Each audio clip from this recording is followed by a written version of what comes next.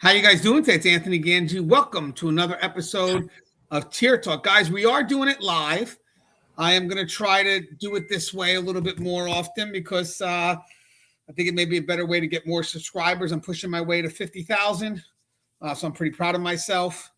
But I think live, I promised around 50,000 I would start doing more live. So I think when I do the show, I'm just going to do them live. I'm even going to have Denise come on later in the week.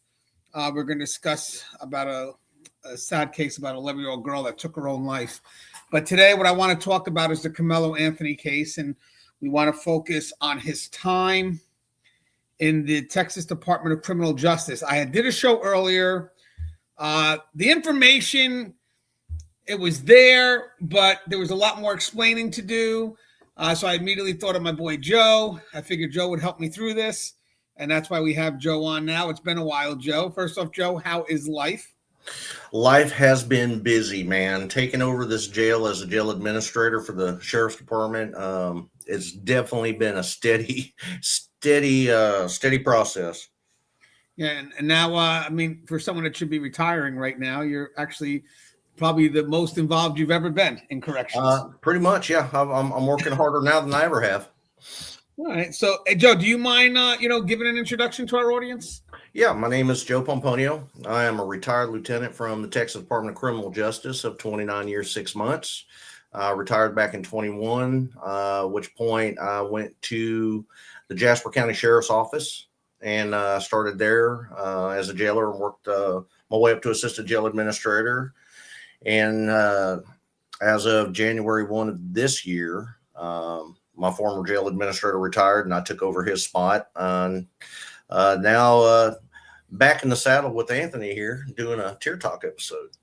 Yeah, we got to start doing these more often together. I didn't get a chance to schedule this out. I'm just trying to do the stuff live. So bear with me, guys. There's only 3 of us. If anybody's watching and they want to share it out, please do. I'm actually going to share it out right now. So just give me a second.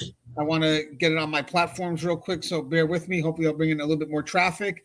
And then we'll get into the show. What I would like to do first, Joe, is read a little background about the Karmelo Anthony case, but we'll do that really quick. I think a lot of people understand where the case is right now. And then after that, I would like to kind of talk about what we're going to discuss, his time at the Texas Department of Criminal Justice. Okay. But, Joe, you're familiar with the case, correct? I am familiar with the case, yeah. All right, so... All right, guys, just bear with me 1 second, guys. I'm sharing the video out to the different groups, and then I will go right into the discussion. I need about maybe 1 or 2 minutes, and I am on call today, which Joe understands what that means. So if I do get any phone calls, I may have to quickly give Joe the mic real quick, so I can go ahead and take that phone call. But I am going to start doing more live shows, so hopefully you guys spread the word. All right, guys, just bear with me, guys. I'm just sharing it out now, so hold on. I'm going to do it to all these different groups, so bear with me. Need about, 30 seconds, not even. Well, I got my YouTube up in a separate tab, but I can't see Facebook for mine. So if you get any Facebook comments, I won't be able to see them. I'll get them. Okay. Guys, if you're going to comment this, it would be good if you comment through the YouTube channel. 6, 7, 8, 9, 10, 1, 2, 3. Sorry, guys, I don't have a producer. I got to do this my own. So I just want to share these out real quick to the true crime community, make sure I can get some traffic in. A lot of people are telling me that they're not seeing my new videos being promoted, pushed out. So I'm going to try doing live because I did promise this is something I was gonna start doing anyway. Where's my true crime stuff? Hold on 1 second. Just one last group. I haven't seen too many of your lives pop up on my mind either. I see more videos and pictures of Mia and Sienna than. Yeah, I don't know why it doesn't. It just plays that game. I have no idea why, but hopefully, the lives allows for interaction. So I do want to kind of go over that little just real quickly the background. So I need about a minute here. Let me get through this, and then we'll go to our discussion about what Karmelo Anthony's life is going to be like in TDCJ. I mean, he is 19. There's a lot of things that we have to take account for. And I know a lot of people are like, well, who cares? Well, we have to. That's our job. So if you guys aren't familiar with the Karmelo Anthony case, let me just go through the background here before we get into the discussion. And Joe does work for the Texas Department of Criminal Justice, so he'll be able to explain some of the questions that we've had. And if you guys do have questions here, put it in the comments here and I'll put them in. So Karmelo Anthony is 19-year-old from Frisco, Texas area who had just been sentenced to 35 years in state prison for the murder of 17-year-old Austin Metcalf. The stabbing happened on April 2nd, 2025 during a district track meet at a Frisco ISD stadium. Multiple schools were competing that day, including Centennial High School, where Karmelo attended, and Memorial High School, where Austin was a student athlete. According to trial evidence and police reports, Karmelo was sitting under the Memorial High School team tent in the bleachers, essentially in the rival school space. Memorial athletes, including Austin, repeatedly told him to leave. Witnesses testified that the interaction escalated with words exchanged and tensions building. Prosecutors argued that Karmelo was the one provoking and taunting. Some teenage witnesses said they heard him cursing and antagonizing Austin before things turned physical. At some point, Austin pushed Karmelo. The defense framed this shove as the triggering act that made Karmelo fear he was about to be attacked by multiple rivals. Karmelo had a 3.5-inch knife in his bag. After the push, he drew the knife and stabbed Austin once in the chest, penetrating the heart. Austin collapsed at the scene and later died of that single wound. His father has described holding his son as he died on a rainy day at the stadium. Karmelo did not deny stabbing Austin. From the very beginning, he claimed self-defense. A school resource officer's body cam captured him saying things like, he put his hands on me and I was protecting myself, and asking whether the incident could be considered self-defense and whether Austin was going to be okay. Investigators found no evidence that the two teens had any relationship before that day. This was not a long-running feud, but a confrontation that exploded during a school event. Texas charged Karmelo with first-degree murder, although he was 17 at the time of the stabbing. Texas law allowed him to be tried as an adult because of the seriousness of the offense, and the indictment carried a sentencing range of 5 to 99 years.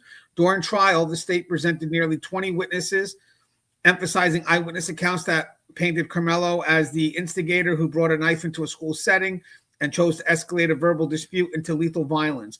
The defense argued that he was a good student who panicked and used the knife because he felt outnumbered and under threat. After roughly a week of testimony, the jury was instructed on murder and self-defense. That they deliberated for around 3 hours before finding Karmelo guilty of murder, rejecting the self-defense claim. In the punishment phase, the defense argued sudden passion, essentially that strong emotion at that moment should reduce his exposure. The jury also rejected that, choosing a 35-year sentence, well below the 99-year max, but far above the minimum. Because he was tried as an adult, that 35-year sentence is a standard Texas Department of Criminal Justice term. Reporting has noted that depending on how his sentence is structured and any good time of parole rules that apply, he could first see parole eligibility sometime in his 30s, but he does not have a juvenile sentence. This is an adult prison term. Immediately after sentencing, he spent one night in the Collin County Jail where a new booking photo was taken. The jail placed him in isolation, not in a regular tank, citing safety concerns given the high-profile nature of the case. And within about a few days, he was transferred to the custody of the Texas Department of Criminal Justice, TDCJ, processed him through intake, issuing a state prison number, which we'll go over today, doing their own screening and taking another mugshot, and then moved him to his assigned unit. Multiple outlets now confirm that his current placement is the Wallace Pack unit near Navasota, a medium security men's prison that houses G1 to G3 general population inmates with some security detention. Karmelo's legal team has already filed a formal notice of appeal, which is the first procedural step towards asking a higher court to review the conviction and sentence for legal error. And that doesn't mean he gets a new trial. It simply preserves his right to challenge what happened in this one. Appeals in serious felony cases can take months or years to resolve. And finally, outside the courtroom, the case has become a flashpoint. National and local media highlighted the racial dynamic, a black defendant and a white victim, even while the lawyers insisted race was not part of the legal instructions. There have been protests, social media campaigns, crowdfunding efforts, and competing narratives about whether this was a murder, tragic overreaction, or a justified self-defense that the jury got wrong. All of that public attention and polarization is the backdrop to the next phase of this story, which is what we're going to do today. So basically, we're going to focus on 19-year-old with a 35-year hit and national name recognition entering TDCJ and being placed in a medium security dorm style prison. Hey, I will say one thing, Joe. When you go to claim self-defense, and I learned this between the cases I've been covering now, true crime, and I've got to have you on more, Joe, because the audience does love you. I know you had just crossed into the leadership position there. I didn't know if there were any concerns, but it looks like you're able to do it. So I would love to have you on more. If you're doing any events, stuff that you want to promote, let me know. And if you ever want to pay for my travel, I will do the training for your facility for free. Just got to pay for my travel and maybe a Starbucks or two.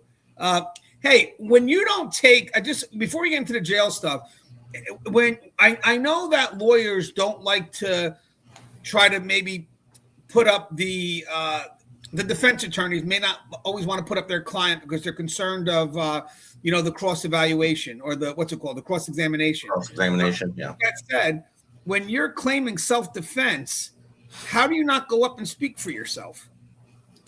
I don't know. It may be a thing where his lawyer might have considered that putting him up there. You got to figure this kid is facing life in prison. He's probably nervous as hell.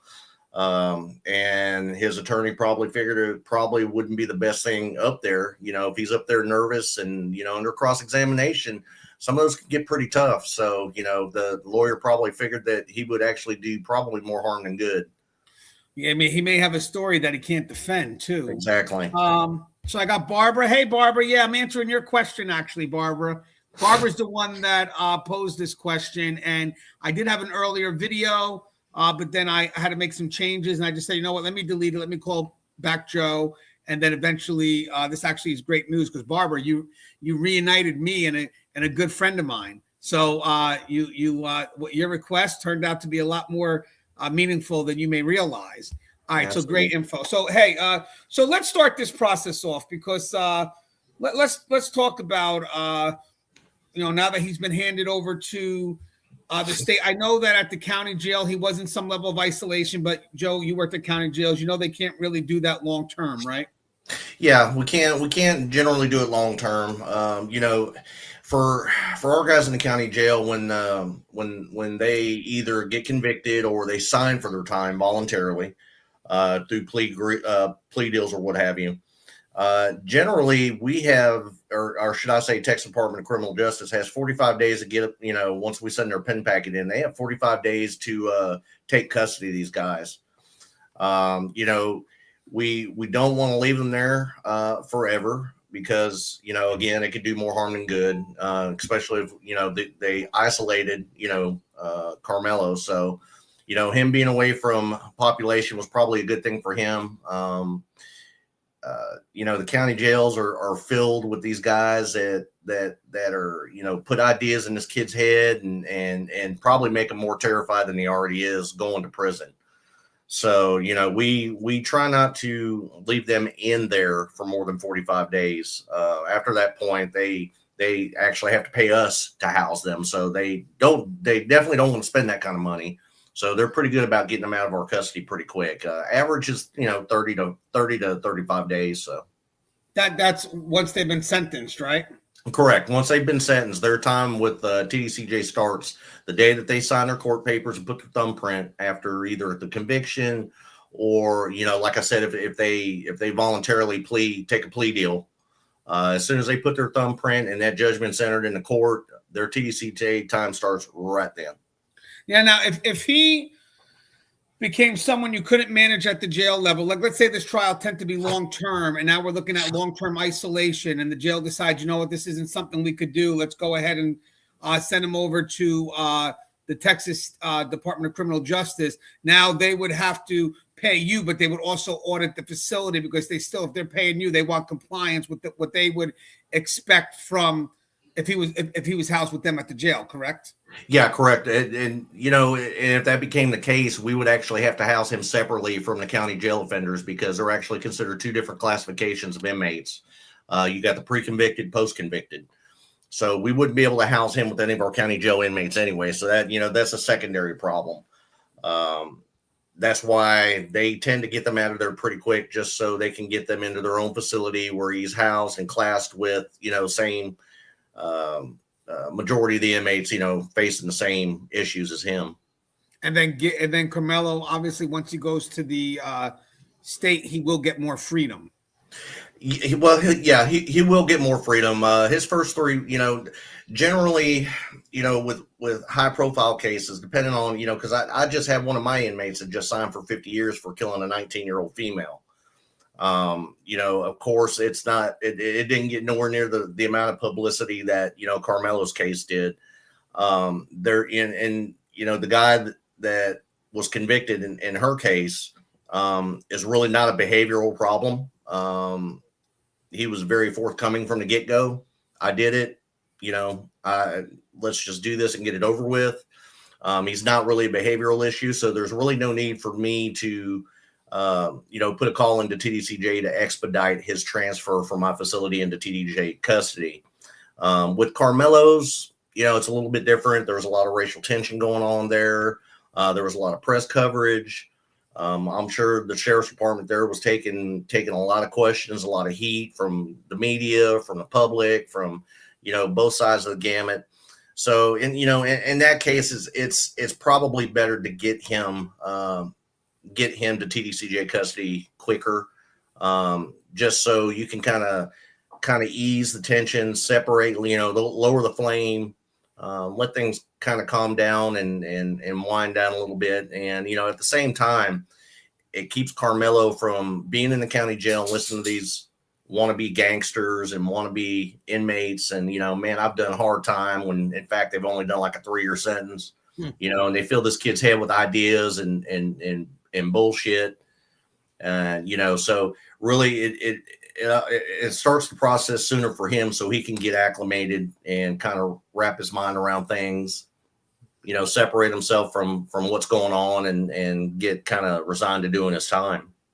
Yeah, when someone has attention on themselves, I've dealt with high profile inmates as well. You got to manage the attention and then every that person at every angle, because one, it's funny because even though we've been in the business for quite some time, the attention has so many things, so many variables that come into play. One is attention can put the inmate at risk. Another thing here is, don't forget, Carmelo's only 19. See, look, Donna just said, and I love her. Donna's my girl. She didn't get the notification. I don't know what goes on, but I am going to start doing lives, guys, and I'm going to try to commit to a specific time. But YouTube does not serve me out. I just got a text from my wife saying she didn't get the notification either. So one is, you're managing a 19-year-old. That also matters. Even though he's an adult, he's over 18, he's also within that youth. And there are concerns. He'll still have eyes on him. But with the attention, it's unique because you got to manage the attention, which means that all eyes are going to be on everything that facility does, from the smallest of levels to the highest of levels, from operations to who he interacts with on staff, to what he eats, to what type of shampoo he washes his hair with. I mean, because right now, anything about Karmelo Anthony is going to get views. And you have to be aware that your facility is going to be under a microscope. And I know there are inmates that don't like this type of attention. And all of a sudden, someone comes in with this type of profile, and all of a sudden, these inmates are like, "Yo, we don't want this kid here. This kid puts too much eyes on this facility." All of a sudden, there's more staffing, more searching. But the other unique thing with Carmelo is, even though a lot of people say, "Well, the attention could bring risk." Oh yeah, I get it. Stuff goes on the news. You don't know how the media is going to spin something. Right now, you got the racial tension. That's a concern that would ultimately have to somehow be managed when it comes to his safety. But also, and I got to ask Joe this too, tension also brings influence. It absolutely can. I don't think people think of that, Joe. It absolutely can. Attention can bring influence. You think about, the different, like the rap artists that have gone to prison, they bring their influence. Celebrity athletes that have been convicted and sent to the penitentiary, they bring their influence too. So you definitely have to think about the influence that he can bring and can he just, can he change the culture of what I've got going at my facility? Yeah. So guys, when I did an earlier show, I did some reading on TDCJ. I wanted to look at their levels of status. Now, guys, across the country, you're going to find that facilities do it differently. Texas, I saw a G1 through a G5 for us. We have just levels, from community release all the way up to the most highly restrictive. It's just very simple in its wording, and I think that actually helps us out in my state because it's easier translated if you ever have to go to court and explain what your position is. But this is what I thought was unique. So when I did the show, that I wind up pulling down. Mona, thank you for your help on that, by the way, if you watch this. Mona had information that I didn't have, and I thought the information created a pretty big paradigm shift to what I was covering. But I automatically, when you're dealing with a high-profile inmate, and even though, it's not a crime that he'd be a target, it's not like a sex offense or something like that. It's a crime that, not to minimize what he's done, but it's a crime where he stabbed, let's say, another individual at a track meet. Now you got the context of how the media is pushing it forward, how the family's pushing it. It's got, he's got some notoriety, and it's also got some conflict because they're saying it's a racial thing. So now you got to manage, as I said, the attention that this case just happens to be getting. But like Joe said, it's no different than most other cases. You just got the eyes on it.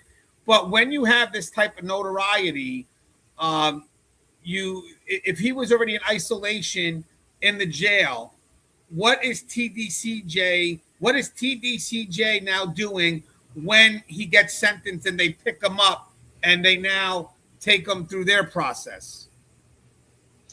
Well, just because he was in isolation in county jail doesn't necessarily mean he's going to be in isolation in TDCJ. He's gonna undergo the intake process just like everybody else.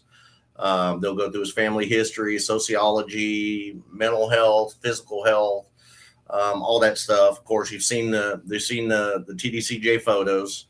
Hair or not, everybody gets a shave, and your first picture is completely hairless, and within 6 months they'll have a second photo on the back of his ID card to show what he looks like with hair and without hair. And that was brought about several years back, just in case there's an escape, because people's identities and looks have changed over the years.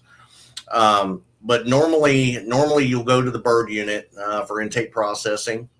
Once you're done with your intake processing, they'll send you to what they call a transfer facility, which, in that area up there, it's normally the holiday unit. And the transfer facilities is a holdover facility where you've already gone through the intake process. Now they're looking at your educational needs, physical needs, counseling needs, and stuff like that. And that's where they determine where they're going to send you from there onto your permanent unit of assignment. Now, for him, because they took him from the county so quickly, with him being at the PAC unit, and I don't understand why they're considering that a medium security facility. I tried to look to see what his custody actually was, and the different news outlets are reporting different things. Some are saying he's a G3 custody. Some are saying he's a P5 or P7 safekeeping custody. The unit that he's at is a G1 through G3, which is basically outside trustees, and G2 and G3s are considered minimum ins and minimum out, depending on the length of sentence. G3 custody is normally your people who are serving 50 years and more, and G2 is the ones that are serving, less than that or have a certain percentage of time done on that 50 years and more. So, for him, he's in a dorm environment. He's probably right now being kept in a transit part, with other transits. I don't think he's going to be in total isolation. Like I said, TDCJ is full of people who have committed murders, heinous crimes, things of that nature. I just think that they decided to go ahead and get him somewhere to let the media attention die down and let this kid wind down a little bit and start wrapping his head around doing his time. Yeah, so let me ask a question, because when I did my show earlier today, this was a bit confusing for me. So I expected when he first gets into the facility some level of non-congregate protective custody, very limited interaction. I expected that. I expected him to be considered higher level. The way I looked at the statuses for TDCJ was G1 to G3, which was GP. Obviously minimum, a step above minimum. So the lower level G1 was like even camps, outside work details. Then a step above that, G3 was your medium general pop, but they were people that could have some time, 50 years. These guys could have some time. And then G4 were your disciplinaries, but not your serious disciplinaries, just people that you wouldn't be sending to lock, but still problematic. And then your G5s where you're problematic and you're isolated. What I thought what made me a bit confused here, and that's why I redid the show, was if he is non-congregate protective custody, which I believe they're telling me he is now within a G3 facility like Wallace, right? He would be in an isolated setting. Would he not be considered a G5 inmate, or are you only classifying them based on the facility? No, your classification within TDCJ is based on your crime, your age or susceptibility, and your behavior. When I send people from my county jail to TDCJ, I send a behavioral report to let them know, if they were a problem inmate or not, if they were staff assaultive, things of that nature. So just because you commit murder does not necessarily mean you're going to be maximum custody as soon as you walk in the doors of TDCJ. The one thing I can say about TDCJ is they have a pretty good classification system. Again, your G1s are your outside trustees. Your G2s are what they consider minimum in. They can work inside the prison, hold jobs, things of that nature, with shorter sentences than 50 years. Your G3s are also considered minimums, but these are minimum custody inmates that have 50 years or more and don't have hardly any time done on that sentence. And because he's got a murder sentence, they probably will classify him as a G3 until he gets 5, 7, 10 years done on it, because it is a 35-year sentence. At which point they'll probably go ahead and upgrade him to a G2.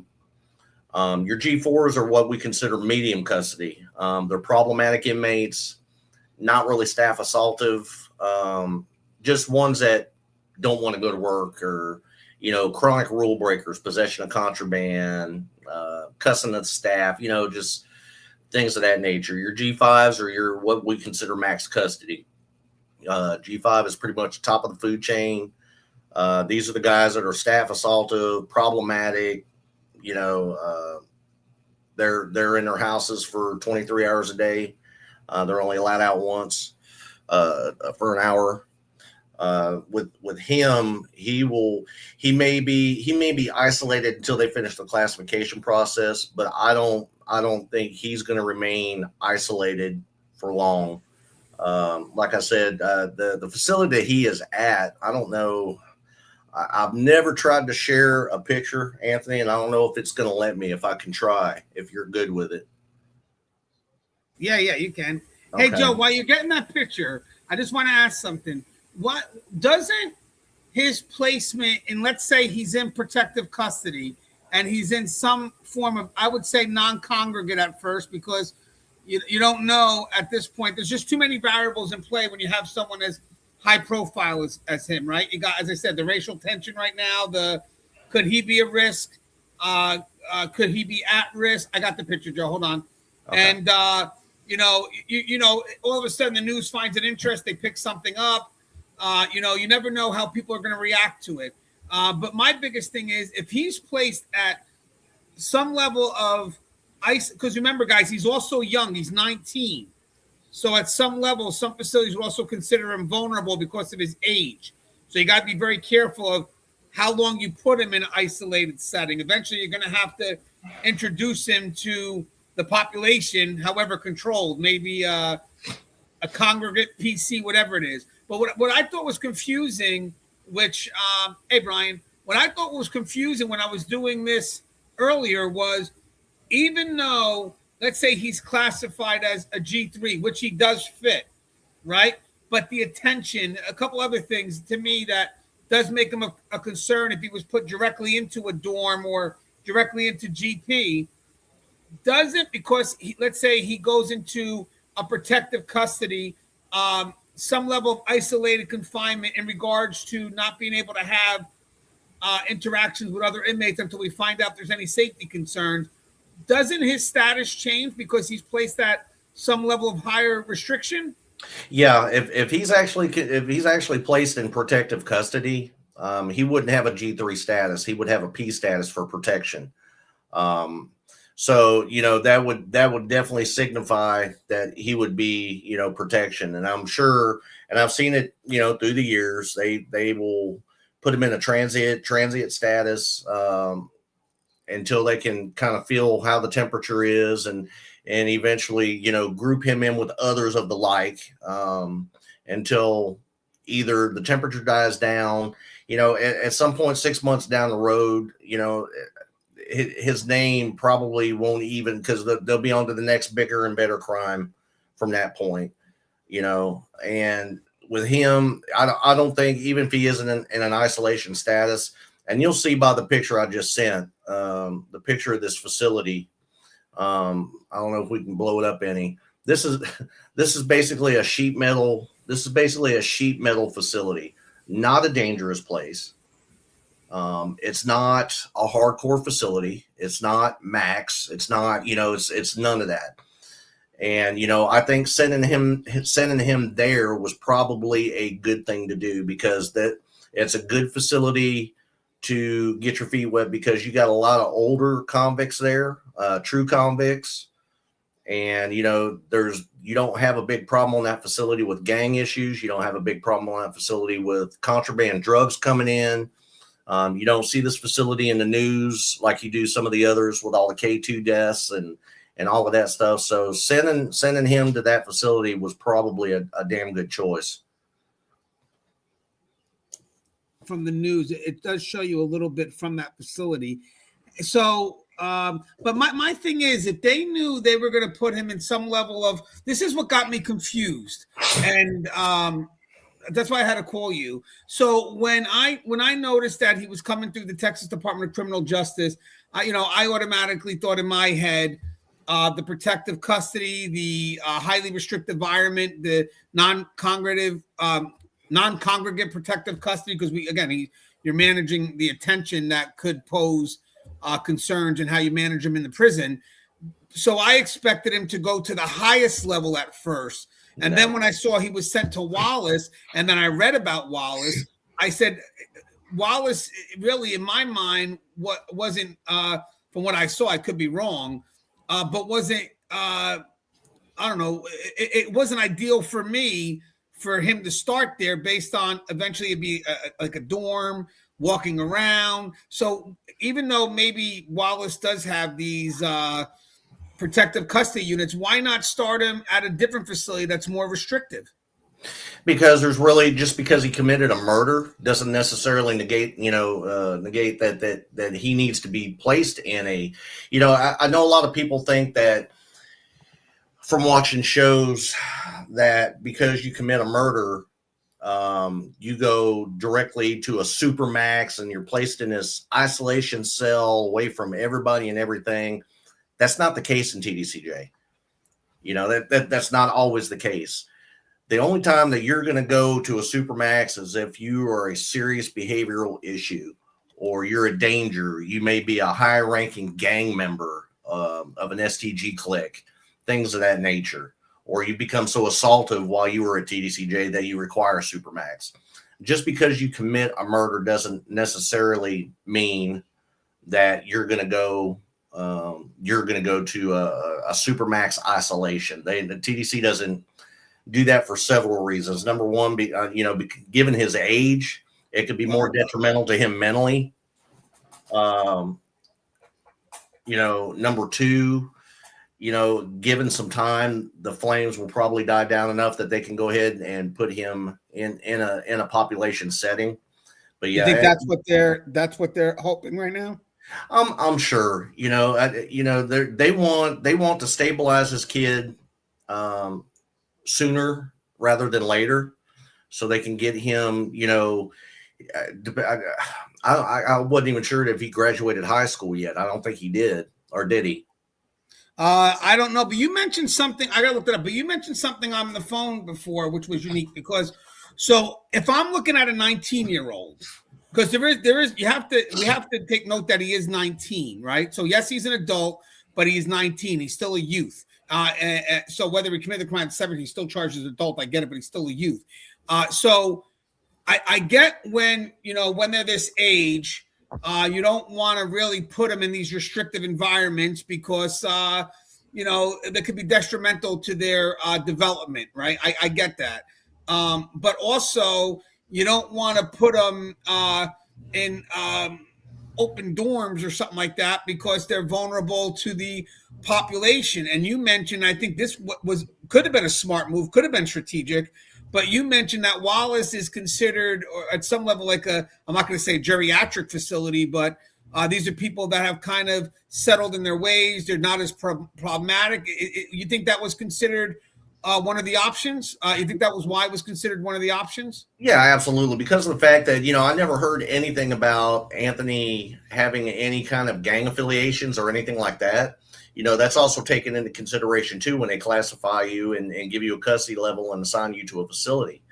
That's just one of the many things, besides the crime, your age, gang affiliation, educational needs, medical needs, mental needs, all that's taken into consideration. So, in his case, just because he committed a murder doesn't necessarily mean that he was slated for a supermax. And he did graduate high school, Joe. Okay. All right. So, and that's a plus on his side too, because, a lot of these inmates that come into the penitentiary don't have anything. And our state law requires that they attend a GED program and either get a GED graduation. Now they actually have high school programs too, where you can actually get a diploma. So, our law mandates that it's a requirement that they get their GED or diploma. So that's once they're under 21, SFEA, whatever it is. Yeah, that's the federal law, ain't it? Yeah. And Wallace, like I said, Wallace is one of those units. It's kind of a hidden gem. You don't hear much of anything about PAC 1. That's what they called it back in the day.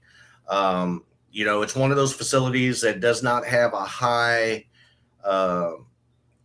incident factor for much of anything. Drugs, gang violence, problematic offenders, because it's a privilege to be at a facility like that, because like I said, you're in an open dorm. Most of these have cubicles, so you have basically your own private space, and it's a privilege to be at a facility like that.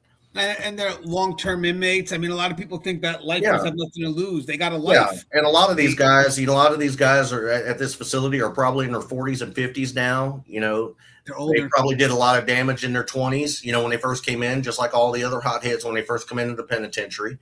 I've always felt that lifers were more easier to manage. It's the little timers, the impulsive ones that really don't understand the severity of where they're at. Because with lifers, what people don't realize is people are like, oh, they got nothing to lose. No, officers have leverage over the lifestyle that they have. I could take away their TV. I could take away their commissary. So, I mean, you do have some level of control over a lifer within those within those facilities. But the ones that don't think they're going to be there for that long, well, none of this is going to affect me. I'm leaving. Yeah, because they know regardless. My ass is getting out of this penitentiary in 3 years.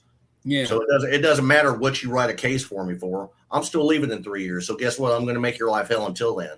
Whereas your lifers got all that shit out of their system, and they know they got to do out the rest of their time in the penitentiary. So they're going to make it as comfortable for themselves as they can. They fly below the radar. They mind the rules. They keep their dorms clean. They keep the noise down. you'd be surprised what having an old convict on a dorm can manage and keep in check. The older style convicts, they don't like heat being brought on their cells. I do have a video I wanted to show you guys real quick. It's only 2 minutes. Let me just show you. This just got released. Let me show you this. Feel TV. Wait a second. That wasn't what the. Hold on. That was weird. Hold on. Wallace Peck. Oh, that's because Anthony update y'all. Hold on. He just that's arrived. not the one I had. That's funny. That was the clip of somebody doing the breakdown. I clicked the wrong one. Well, anyway, it was just telling you the most recent. This one. Let's do this one. Okay, hold on. Hello, my name. Let me set this one up, guys. Bear with me. I'll share this one out. That one's better. That was a guy. Oh, there we go. Good, you got it. That was some guy giving the breakdown. I didn't want that one. The news one. Live now from Fox, I am Andy Mack to Texas right now, and the story we followed since yesterday as Karmelo Anthony has filed a notice of appeal following his conviction in this murder trial following the stabbing at that Frisco track meet. As this from Live now from Fox, your own, saying the new released mugshot of Karmelo Anthony from the Texas Department of Criminal Justice as Anthony transferred to his unit of assignment at the PAC unit in Texas. Anthony was isolated in the Collin County Jail before being transferred to the Texas State Prison System. And again, this is the mugshot following that conviction, as we saw and heard the jury put down a guilty verdict and sentencing him to 35 years in prison. This filing of a notice of appeal is the first step in challenging the conviction and sentence before a high court. It's a routine procedure in serious felony cases. Hey, Joe, real quick. Did Texas shave his head? Yeah. When everybody gets their head shaved when they go in, because they take 2 photos of you. They take one with your head shaved, totally clean shaven, and then 6 months down the road they take a second one because beards are allowed now in the penitentiary, and so they take a second photo 6 months from there. So in the event of an escape, they have both. So he could grow his hair out and beard later on. Just at the very beginning, they start fresh? Correct. I didn't know that. And then someone else also said, you got AC there? That's what I was just trying to type that's what I was trying to type. Not all facilities are air conditioned at this time. If they're single cell, they may not be, but if they're dorms, don't they have to be? No. Okay. No, we're under a federal lawsuit right now for several years. I think all TDC facilities have until like 2029 or 2030 to have everybody air conditioned. But not all facilities have had AC installed yet. Your mental facilities, your psychiatric units have them. Some of your smaller 500 beds, the ones that were easier to put in and knock out and get out of the way. And then you have the older facilities like Wallace Pack and some of the even older ones that were from 1902, 1903, like the red bricks, that they still have to get air conditioned. So not all TDCJ facilities are air conditioned. They will be at some point. Oh, we got Mona. Yeah, I got to give Mona the shout out real quick. Is she on there? So Mona's the one that got me. So the topic was a great idea from Barbara. Let me get that straight.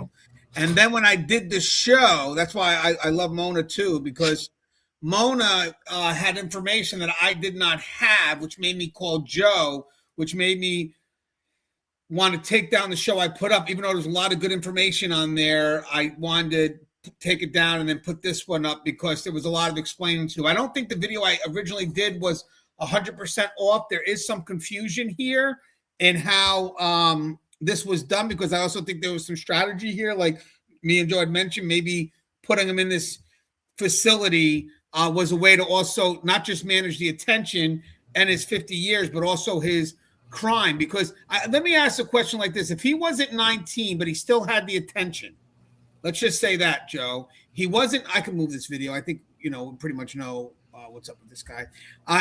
If he wasn't 19, but he had this much attention and he had the same amount of time, would this facility even be considered, or is 19 a good anchor here? No, I think 19 is a good anchoring. If he was, like the guy that I was telling you about earlier in my county that was given a 50-year sentence for shooting his girlfriend in a moving vehicle. He's 24, she was 19. And, he's going to go through the process just like everybody else. I mean, he's not going to get swept away from the county like, Karmelo did. I think him being 19's got a lot to do with it because at 19, you're not quite to the adulthood yet. So he's probably pretty impressionable. And they're wanting to make sure that, A, he's protected. B, that he's not influenced by other inmates who've done multiple times in TDC that may be gang affiliated and maybe trying to recruit him, that kind of stuff. So yeah, him being 19 was definitely an anchor point in this, and sending him to Wallace Pack was definitely a strategic move. You know what I thought was something unique too, before we go into what Joe sent here? So they're putting on the social media that the family's still requesting money. I guess they got over $600,000 for GoFundMe, right? So now they're saying he has no money. And to be honest with you, I think it's I don't know if this was strategic or not. Maybe I'm giving him too much credit, but maybe it was kind of smart that they did post up something that says he has no money, because if they knew he was making all this money from GoFundMe, that could have made him a target. Yeah, absolutely. Hey, Joe, what is this here? Okay, so that slide that you have up now, this is what that facility actually offers as far as programs, medical needs, educational needs. It goes through the whole, it's also a sexual offender farm. They have the SOTP program there. It's kind of each facility on the TDCJ website gives you a brief synopsis of what the facility is, what it has to offer. They're saying he may have been an insane vice lord. I see IVL. Do I know? Well, the one gentleman, who's that? Oh, no, sorry. Fran, I read the name wrong. She goes, I have seen pictures of him with weapons and throwing up IVL. I guess that's insane vice lords. I thought anything with insane was usually white.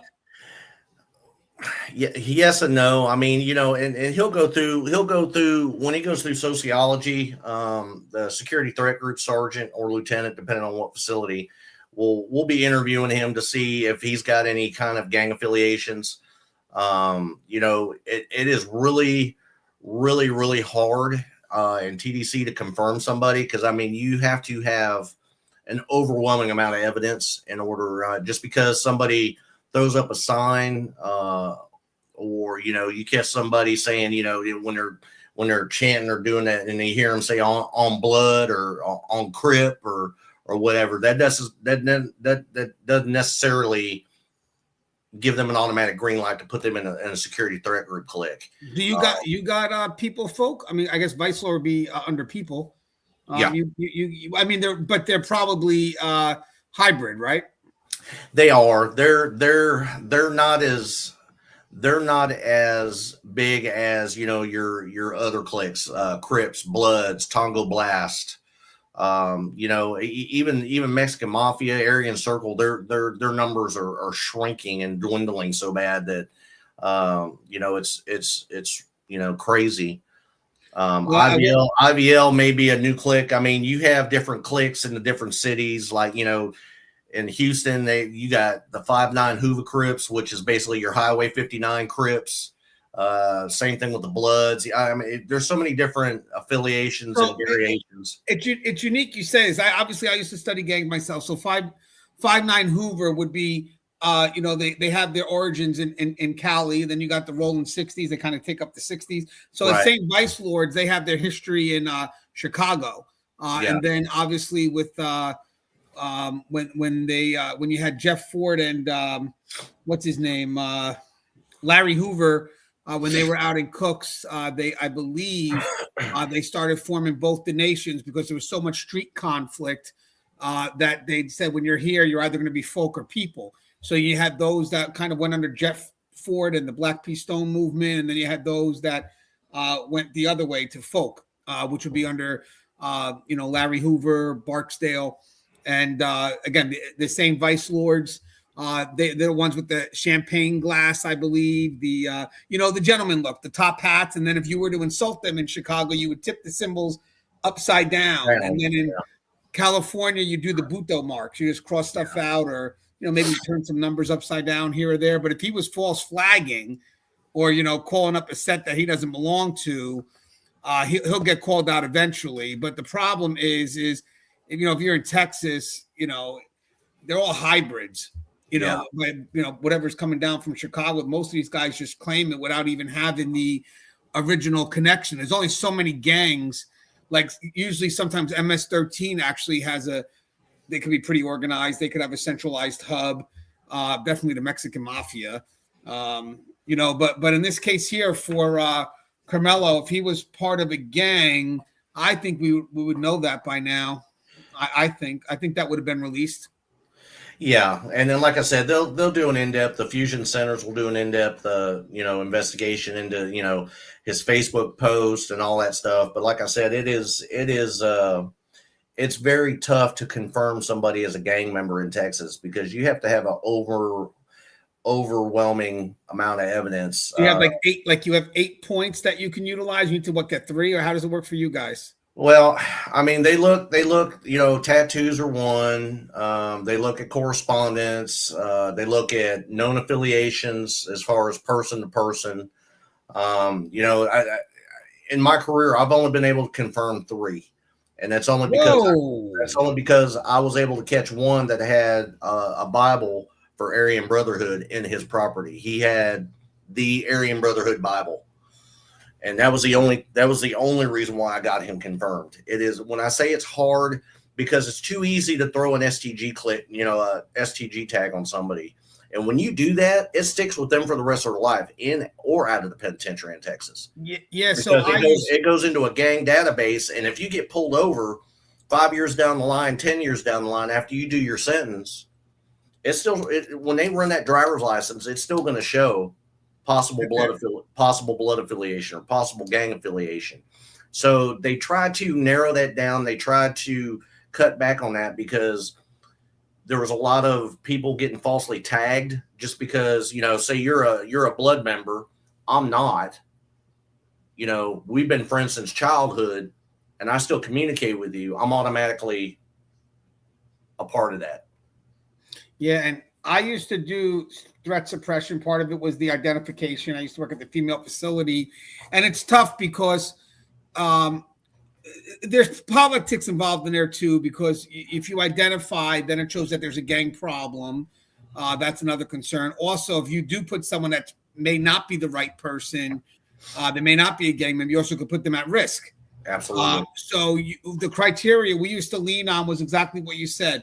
Self-admission carried some weight, but not a lot. Not like when people, because I say I'm something, the investigator can't just run it and just say, okay, he is that. No, be careful. You got to have stuff to support that, because a lot of people could say it, and you got to know enough about the gang culture to be able to check them a little bit too, and then ask them like, well, who brought you home? Who, give me some history on your set. We would do the correspondence. We would do information from other law enforcement. We would take stuff from the media.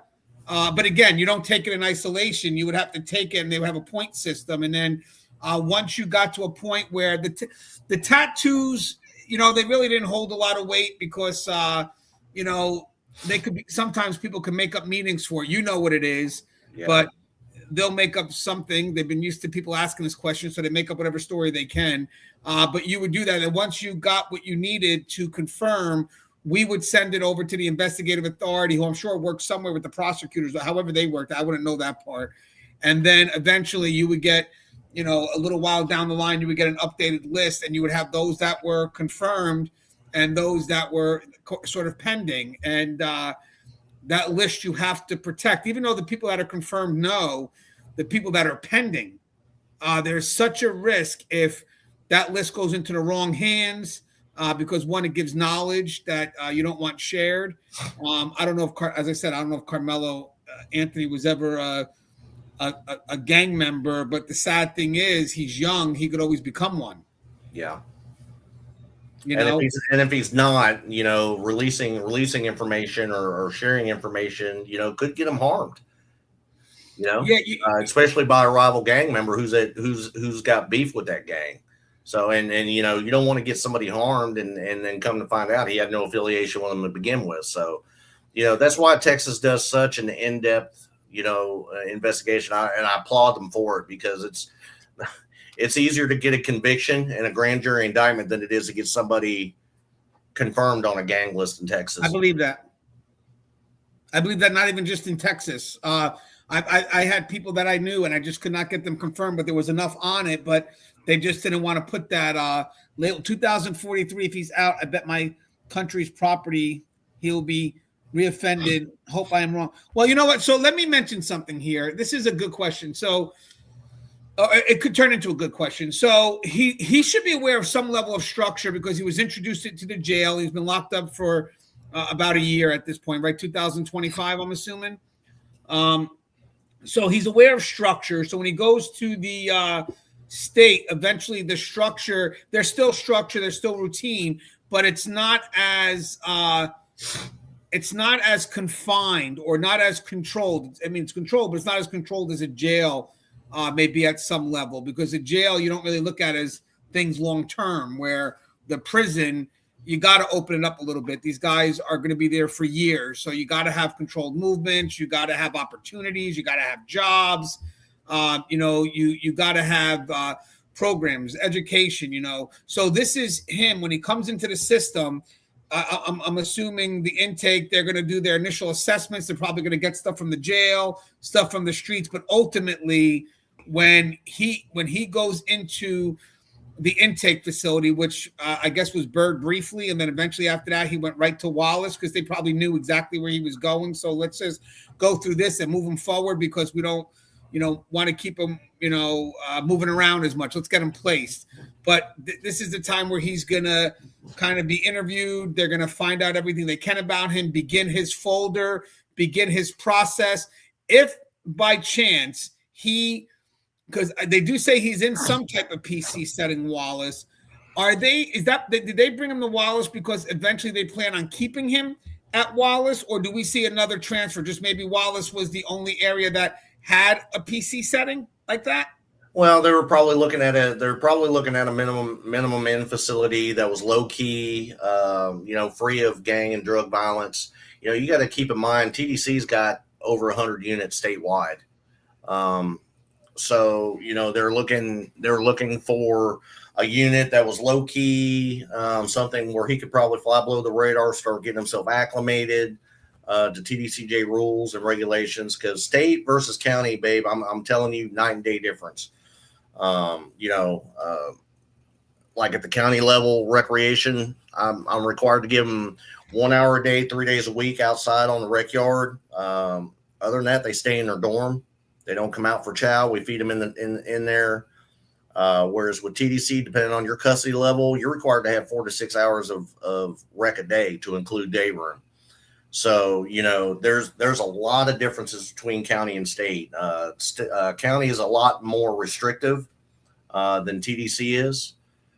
All those guys come out, they go congregate in the chow hall, they congregate on the rec yard, they have day room together.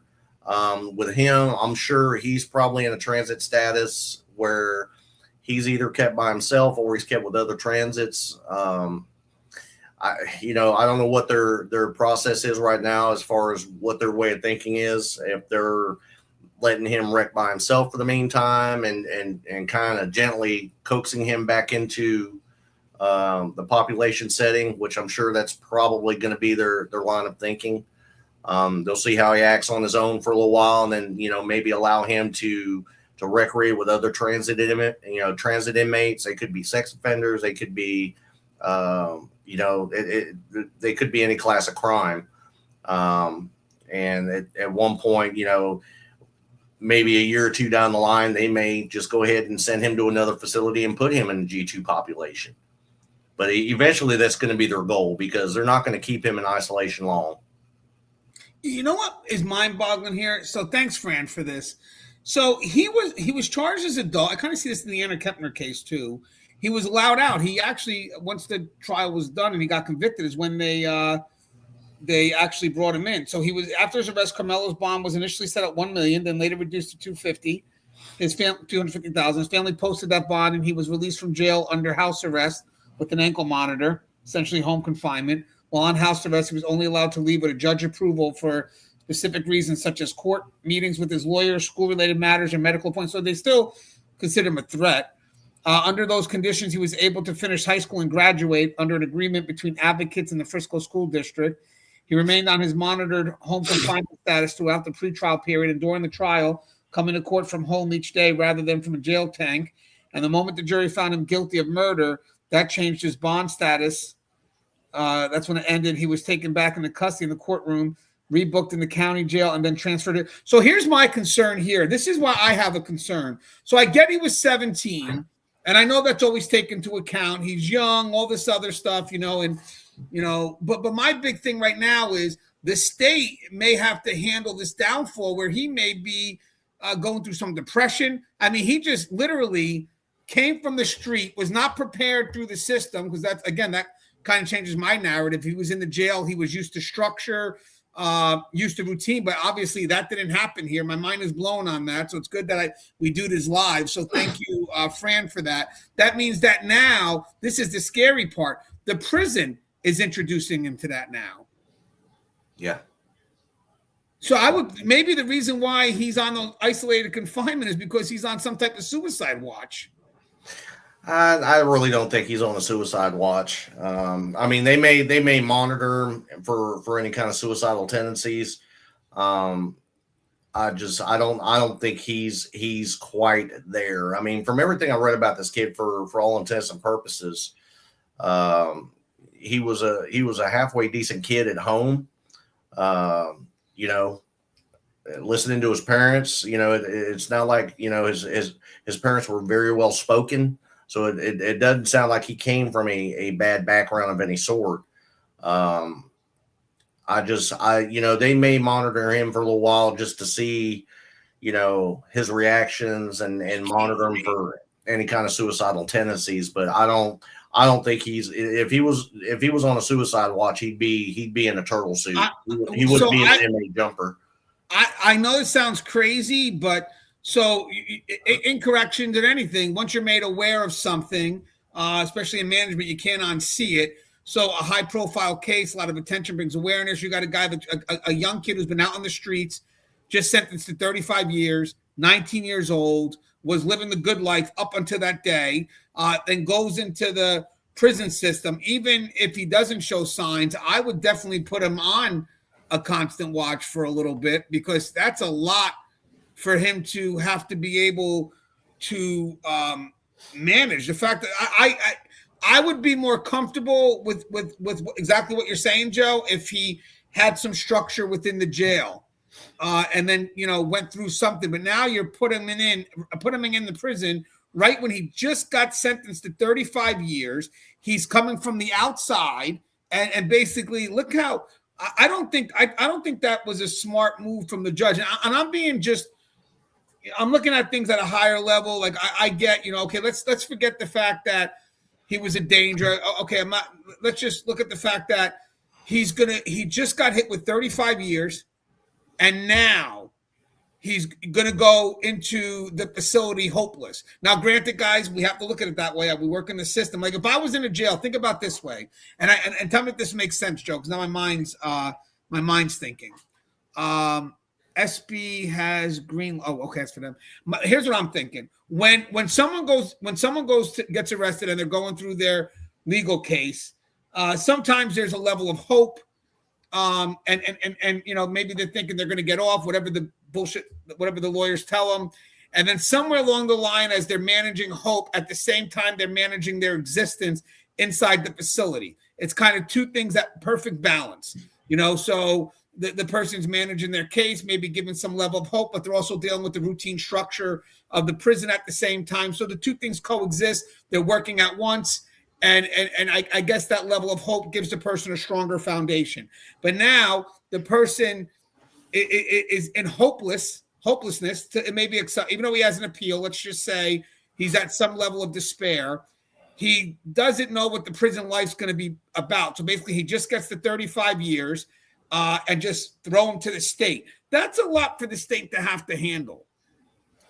It is, and I think that was one of the strategic reasons why they sent him to Wallace Pack.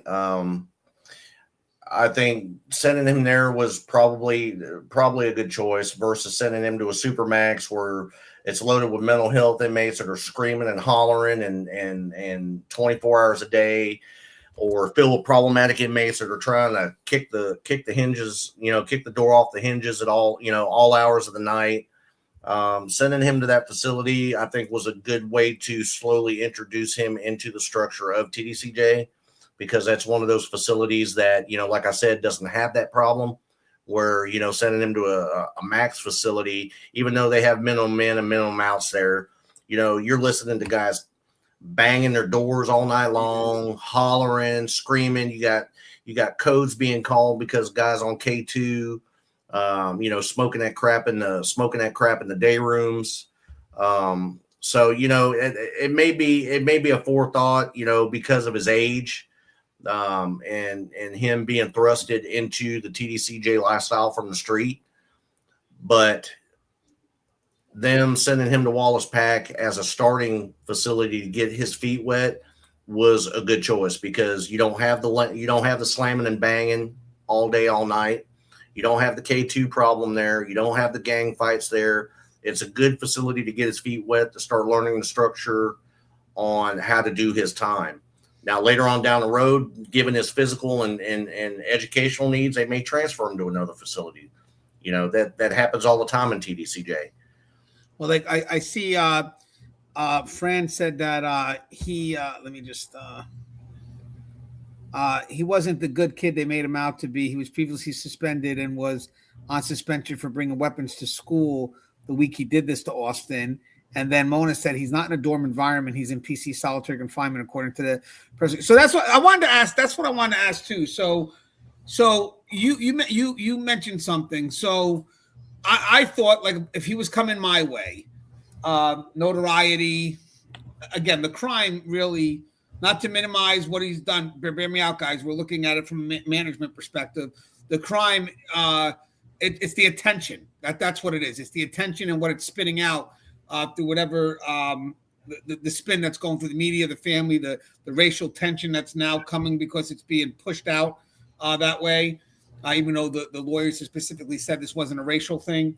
So the first thing I would do if he was coming to my facility, especially now that I'm thinking he never served time at the jail, that would be a concern for me. I'm not going to lie, because I look for initial adjustment. I don't have it now with that, because I do lean on that initial adjustment.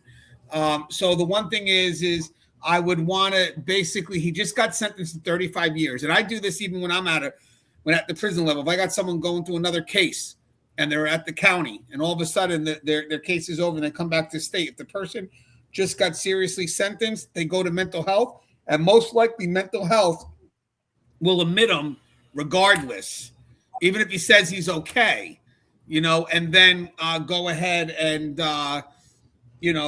just before they release him, they kind of do it as universal precaution, because I think that people believe that, this guy was just sentenced for 35 years. He's got a high profile case. He's 19. They give you all these factors that really should push for an automatic response, because God forbid he did go to prison and the first night he did kill himself. What are the things that are going to come back to you? He was 19. That's going to come back to you. He just got sentenced to 35 years. That's coming back to you. What will also come back to you could be, dude, he was never in a jail. He never got a chance to understand how confinement's going to work. All the things that can come back to you later on, you want to showcase some level of exhaustion in your efforts to mitigate those. So I always look at, like, okay, what's going to come back to me that could make me seem that I'm negligent? And by the way, guys, attention brings awareness. So when you have someone with this amount of attention given to them, there's a lot more that you have to take note of. There's a lot more that you have to be aware of, because technically for someone in a managerial position like myself or like Joe, you don't have the excuse of saying, I'm not familiar with this case. Well, you better be. He's coming to your prison. You know, like, oh, I don't watch true crime. You better, because they're coming to your prison.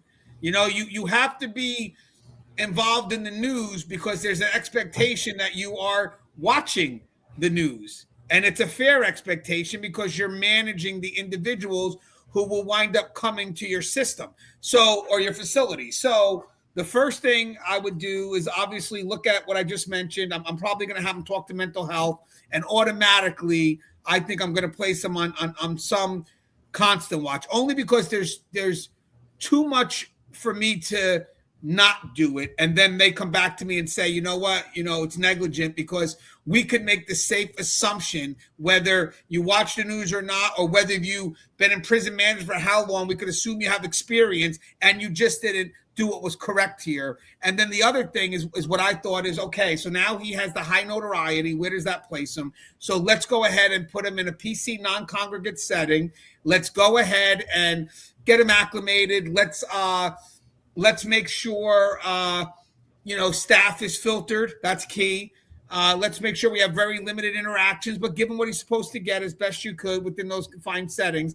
And then eventually, like Joe said before, when the case starts to die down, but be wary, a case dies down and then there's a spark. There's an appeals, back on the news again. There's a lifetime special, back on the news. A memory for Metcalf or the gentleman whose life he took, back on the news. Or some person that wants to write his rights, wants to write his story, back on the news. So now the facility has to manage all that. Netflix picks up a special to tell their narrative, back on the news. So what do? You go back, you talk to the inmate, make sure they're okay. You go back, work with the investigative division, see if there's anything changing with their with their well-being, because I want to release them, but why you bring them back? Because Netflix has made him more popular. He wasn't as popular before, but now he's more popular. You think the case is popular now. Wait till Netflix get a hold of it, and you got 900 million views, So you got to manage the attention that the media doesn't give. Hey, I got to ask you a question, Joe. You got an inmate that, let's say, winds up getting picked up by Netflix. Does Netflix call you and give you the heads up that special is being aired? Well, only if they plan on interviewing the inmate, because in Texas, you have to have a media release signed by that inmate in order to be able to talk to anybody, whether it be the media or, Netflix or Lifetime or whoever. And secondly, it can't bear any financial gain for him. Yeah. And I seen there was a post on there by Mana about somebody releasing a press release about him being in protective custody. That facility in general does not have protective custody. They may have some individual cells for transit status and security detention. Oh man. But if you bring up the custody screen right there that I sent you, yeah, that facility does not have protective custody. Then you told me my first video was correct, but I removed it because of that. I when I did the video, guys, I leaned totally on my experience, and I felt that wasn't the case. But then when it was mentioned to me, I didn't want to. I said, well, maybe they do have. So let me ask you a question. Then I could be wrong. Then they must be planning for him to remain there, right? Well, he still his screen. Let me. Because why else would his screen doesn't even show a custody status yet. Right, but wait, let me ask you a question. We could assume well, no, you can't, right? Because G3 is the facility. Because he hasn't even been through the classification process yet. So let me ask you a question. When you that's why I was asking, where these people were getting all these reports. Well, when you haven't been through classification and you haven't gone, because you're right. Well, first off, he it looks like he sped through Bird. That's what I heard. So he must have been through some initial departmental classification. He was given the intake. I don't know. It won't let me present it on my side. What I read was he went to, is Bird in Huntsville? Bird's in Huntsville. That's where the intake process. They don't classify you there. No, but don't they, when they classify you to a facility, there's got to be some classification before they send you out to the facility. In his case, he went directly to a facility. That's not normal. Oh, because it said here. Normal process is you go to the bird unit in Huntsville, you go through the intake process, and then you're sent to a transfer facility where you're held for no more than 2 years until you are given your permanent unit of assignment. That's the normal process. So wait. Oh, by the way, Robert, we did talk about insane vice lords. We did mention that, so that's probably going to get checked on when he's there. Hey, if you look at the video a little earlier, you'll see it, Robert. No, what I'm asking is this, right? So what I have is he did go there quickly. Again, and then he went right to Wallace. Did he make a stop at Bird or at Huntsville? I don't know if he actually went through Bird or not, or if they took him straight to Wallace and he did his intake there. I don't know. But the normal process is you would go to the Bird unit, do your intake, and then you're sent to the Holiday unit, which is a transfer facility. And then from there, you're classified and given a permanent unit of assignment. So then how would they have known to send him to Wallace? They did that probably because the style of the unit, they had a bed opening, because they have transit cells there, single cells. Back in the day, they used to call it SEG or solitary confinement, but they're actually considered transient cells now. So it's where they're probably housing him at this point instead of the open dorms. But if you look at that, if you bring up that screen that I just sent you titled Anthony, he doesn't. Wait, which one? No. This one? Yeah. He doesn't even have a custody designator yet. So we don't know if he's G3. We don't know if he's protective custody. We'll probably know Monday. Well, it'll probably be a couple of weeks before we see what custody he actually is. But if you look at that screen, that shows custody, that facility doesn't even have protective custody.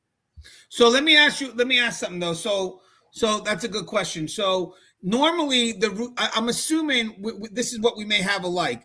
Normally, whatever the intake facility is, the hub, they would be there for a couple weeks, go through a classification process, and then they would make the determination of what facility they can go to. But if you're high profile, you got some major time, sometimes they just skip that process because they know you can only go to this facility. So at this point, why go through all this way? And then what happens is the facility that they go to does the initial classification. Correct. When he gets to his permanent unit of assignment, he is given his actual classification. At the Bird unit, they do intake. They do their sociology, mental, physical, educational needs and stuff of that nature. Once they complete that, they're sent to a transfer facility, which is, I don't know, maybe 4 miles up the road from them, called the Holiday unit. There, they stay for no more than 2 years while they're waiting on State Classification Committee, SCC, to make the recommendation of what unit he needs to go to based on his medical, physical, educational, behavioral needs. And then he'll leave the Holiday unit and go to a permanent unit of assignment. They sent him to Wallace Pack because, number one, of his age, and number two, because the sheriff was in a hurry to get him out of the county, is what it boils down to, because they wanted the heat to die down. Well, what does this mean, Joe? He was that okay? So he spent one night in Collins County. I should have caught on that. I've read that so many times today. What's funny? You get used to someone being charged with murder as an adult. You would expect them to be locked up, but again, Anna Kepner, this case, they don't do that anymore. But he was then transferred to a Texas Department of Criminal Justice facility northwest of Houston, and after intake, transported to his unit of assignment at the PAC unit near Navasota. Is that Justice Facility northwest of Houston? Is that Bird? No. The one that they're mentioning, Navasota, that's Wallace Pack. You got two units there. No, the one before. Yeah, that should be Bird. That's probably going to be Bird in Huntsville, because Huntsville is northwest of Houston. All right, because it doesn't give a name there. Yeah, it's probably the Bird facility, because that's where you go through your intake. They shave your head, they take your photo, They do all that mess, and then they go through your mental, physical, all that, and then once you're done there, normal process is you go to a transfer facility, Yeah, and it says then here, later on down the road, you go on to your permanent unit of assignment. So for it him, says here, it says he probably went to the bird unit, and then from the bird unit, he went straight to Wallace Pack. yeah, it won't give the name, but then it says here, TDCJ doesn't publicly log each short-term stop, and that's why for safety reasons, right? Correct. You know, you don't want the public knowing when you're in transit. That's another thing, guys. When Karmelo was moving from Collins to, if that is Bird or the intake, to you're not telling people every stop. You know, he's still in transit. Yeah, So the only time you're going to find out where he is when he's finally where he needs to be. Yeah, because I mean, we've had chain buses fired upon because of that. So you know, they probably whisked him out of the Collin County probably very early in the morning. You know, very early, like 3:00 in the morning. Loaded him up, got him to the bird unit, and then got him through the process rather quickly. And then from there, loaded him up and took him straight to Wallace Pack. Let me ask you. So if he is put in, so I'm starting to see something here, and I'm trying to compare my experience. I oversaw a protective custody unit for a few years, so I am familiar with the practice here. I did oversee one. You know, I worked at a maximum security facility, and by the way, that's where our PC unit was a maximum security facility, because of the level of protection that's needed.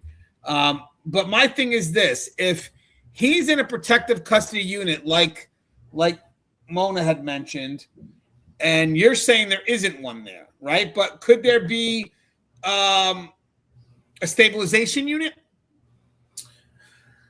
No, that facility there, it's only a 1,400 bed, so it's relatively small. Generally, so if they had an inmate in crisis, where would the inmate go? Do what? I'm sorry. If they had an inmate in mental health crisis, he would go to a psychiatric facility. We actually have our own psychiatric facilities within TDCJ. Right. I know not all facilities have stabilization units because it costs a lot of money. So like if he had a mental health crisis right now in that PAC facility, could they manage him there? Depends on the level of crisis. If it's like anxiety, something like that, they could probably manage it there. All facilities have access to psych services. Somebody that may be schizophrenic, somebody that may be, up there in the mental health crisis umbrella, probably not. They would have to send him to either Skyview or Jester 4. Let's say he threatens to kill himself, and it gets directed by mental health to put him on a constant watch, which I think that they would manage there. They would put him on what they call a constant direct observation, and they would have an officer sitting in front of a cell 24/7, watching every action he has. They would take all his clothing, give him a suicide blanket, suicide suit. So if we revisit what Mona was saying, sort of, and what you caught was that there's no PC here. Could the solitary confinement be a mental health constant watch, which would make sense to me? Yeah, I mean they can utilize those cells for constant direct observations for mental health if they need to. But Texas hasn't had solitary confinement in 10 years. That's well, I don't like using that word either. Well, no, I'm just saying. I mean, we actually had a solitary confinement plan, and they did away with that because it's. They did away with it. Yeah, you guys are doing it right now. So those cells there, like that facility there probably has 10 single cells in a SEG style environment back there. They're single cells used for, pre-hearing detention for major cases, for major write-ups. They could be used for constant direct observation for one that's, that claims he's suicidal. Or they can house a transit. I mean, they could literally house a transit protective custody in there, but they couldn't keep them in there long. Well, that's what I wanted. That's what I was actually getting at. So, but until we know what they actually classify him as, until it pops up on that website, because I've seen 3 different news reports, and each one shows them in a different custody status. Yeah, but let me ask you a question. let me ask you a question, Joe, though, because when you look at what you sent me, I don't think it would say PC. It would just give him a G assignment. No. If you look at some of the, I'll send you the link for the TDCJ website when we're done with this. If an inmate's in PC, they note it on the public website? Yes. Really? Yes. It'll say safekeeping, or it'll say like P1 through P7. Oh, and if you look at the style of the facility under the custody frame I showed you. Yeah, let me get it back on, Joe. Where it shows G1 through no, that's the inmate information. It's going to be one that says custody. It's maybe this one. Is it this one? Yeah, I got my site ain't what it used to be. Shows the capacity. Does it say on there G1 through G? Yeah, okay. Where it says custody level, housed, G1 through G3, security detention, and what I can't read what the last one says. Well, it's the highest level is the restrictive unit. Okay, so each facility has a restrictive unit, but if they actually house protective custody on that farm, on the normal, protective custody would be listed in there as well.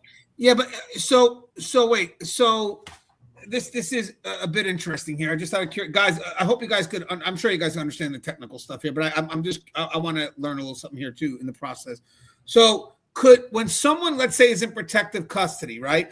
So I'm used to working in a system where the level of status, right, equates to their placement. So if I'm dealing with a person that's restrictive housing, they would be considered max, let's say. PC would be considered max. Would I consider a PC inmate a G5 inmate? No. Really? No. The two custodies are totally separate. G5 is max. That doesn't necessarily equate to PC.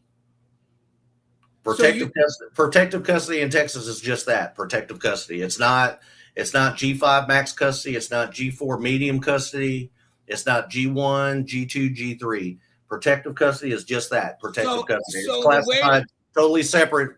It's classified totally separate from your custody, your right, regular. So the way that's done, then that allows for the protective custody or the P level inmate to be in a G3 facility. If that's how I'm seeing it. If they classify him, if SCC classifies him as a protective custody, P1 through P5, he'll be sent to a facility where there's other P1 and P5. Wait, why are their number? What's the number designated? Is that their level down out of the program of PC? It's levels down out of the program. So is it 5-1? Five being your most restrictive. All right. Do you think you're going to see him as a P? I don't know. I mean, I really don't see where he's going to be a P.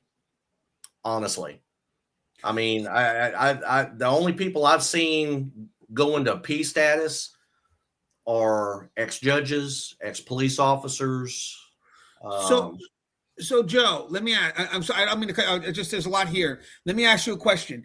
If I get what you're saying now. So if I'm a G5 inmate that requires protective custody, I will now be P5 only because I'm entering protective custody in a G5 facility. If you were a G5, what's a good example? Okay, say you're the number 2 man in the Mexican mafia. You're a G5 because you stabbed 5 other inmates, you've assaulted 3 guards, but now all of a sudden you have a hit out. They change your status from G5 to P based on the needs, P1 through P5. So he could, in essence, go from G5 to P5. But just because you're a P5 doesn't mean you're G5. G5 is just your behavioral custody status. Right. So if I was I get what you're saying now. So if I was a problematic inmate, and I'm not talking about a G4 nuisance disciplinary inmate, a G5 security threat, and somewhere along the line, there's a hit on me. And I now my PC has to be handled within that G5 facility. Correct. If they have protective custody housing. If they don't, then you're sent to a facility that has protective custody housing. If they don't have protective custody housing, you're placed in restrictive housing in a single cell where nobody has access to you until they can get you transferred to a facility that has P5 housing. So it's interesting because the practice I'm used to, guys, is, and this could play out here. So it's good to get to know the practice, guys. This is knowledge you're probably not getting anywhere else. I'll tell you that right now. I don't remember seeing this dialogue anywhere else. But I'm used to PC being considered max status, therefore they have to be in max facilities. And I like how Texas may manage that, because usually when you put in max facilities, there's restrictions that technically suck, because if I'm a PC inmate and I'm being treated as if I'm a maximum inmate, I'm also being deprived things that normal general population would have. And technically, to be honest with you, I should be allowed to get those things because I'm in GP. I'm sorry, I'm in PC, but I'm non-problematic. So I should be getting exactly what the general population is getting. So I think what Texas has done is they have probably took that into consideration and have found PCs in those different levels. Would you have, what happens if you have a full minimum, a G1 PC inmate? He would instead of being G1, he could be a P1 or P2, P3, P4. You say we have a trustee that you have an outside trustee that, 5 years down the road, we find out he was a lieutenant with the Mexican mafia. Okay, since we have that information now, we know that this guy's going to need some sort of protection because, he's in an open dorm environment. He's in a trustee environment. He's still susceptible to being hit. So therefore, we have to take that into consideration and put him in protective custody in a P level. But as far as what he's entitled to, he will still get his G1 benefits. He'd get his full spend at commissary. He would be eligible for his recreation, all that stuff. Yeah, your P1 through P5s, depending on how you're classified. P1 is where it's the lowest level of protective custody that there is. A single officer can get you out of your cell, escort you to the shower, put you on the rec yard, give you your hour rec, put you up. P5, you damn near have to have a 5-man move team with you at all times to bring an inmate out.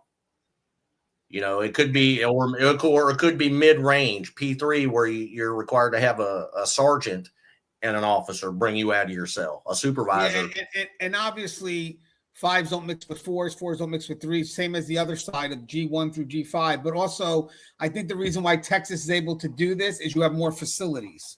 Like I said, we have over 100 facilities statewide. Yeah, so that's something. In order for you to manage that alone, you're going to need 10 facilities technically. Yeah, if you were in a smaller state where you only had 3 facilities statewide, obviously we would not be able to do what we do. But because of the fact that we have over 100 facilities statewide, we're able to have a facility that has half the facility or P1s through P5s that can go to rec together and go to day room together and go to chow together. In the smaller state, and that's why Texas is able to separate the custody status from protective status. So I'm glad we have this dialogue, Joe. I'm glad that you're back on the show. Thank you, Barbara, for thinking of the idea. Thank you for Mona for putting up the right information to make sure I keep honest shows. Even though I still think, Joe did say, I don't think I was off. I just think I didn't provide enough clarity or context, because even what we're talking about here, I didn't even know enough to ask that. I just saw what I saw and I said, Wallace unit, why would they put them there? And then go ahead and realize that there's some strategy there. it's more than what the internet says when you look it up. I'll tell you that right now, because I looked it up before I did the show. I actually had off today from work, so I was looking up Wallace unit to get some understanding. And then the person I spoke to literally said, well, he said what you said, Joe. So technically my video just needed more context, but it said there is no protective custody. And that's when Mona had came in, and Mona always has good intel. So I every time she says something, it's coming from somewhere that I can lean on as a resource, even if it has to be corrected later on. That's the information that's out there in the moment. And she had put the solitary confinement, the protective custody. Yeah, and with the media, you got to take what they say as a grain of salt. Just because they say somebody's is protective custody is not always the case. You know, he was probably placed in a single cell, but he's afforded all the same benefits that a G3 gets or a G2 gets. Recreation, he gets his mail, gets his full spend on commissary, gets to make his telephone calls, all that mess. The only difference is that he's kept away from the dorm environments for now until they can monitor him and see how he's going to react and if they can slowly work him into population. But is the goal when the press says protective custody, you know, the first thing the public comes to mind is, you know, he was sent to a max facility, placed in a hole somewhere, you know, and that's not the case. So is the goal ultimately, well, that's what I thought, to be honest with you. And I but that was my experience was also telling me the same thing. So I was confident. But so ultimately, so if that's the case, then I could see them releasing him pretty quick into Wallace, into the GP. Yeah, and I'm sure that's what they're going to do. They're gonna slow roll him for a little while until things die down, and then they'll try him out on a dorm to see, you know, how he blends in. And if he blends in there fine, then there's no reason that he could either stay there and do his time, or he can go on to a permanent, you know, go to another facility as a G2 and do his time and get. How would you manage if you were planning on rolling him out and you were in charge of this? What are you doing before you make that decision to introduce him into the GP? If it was me, I would spend probably the first week and a half, maybe 2 weeks, watching his mannerisms, monitoring him behaviorally to make sure his you know, mental needs are there, to make sure that mentally he's doing okay.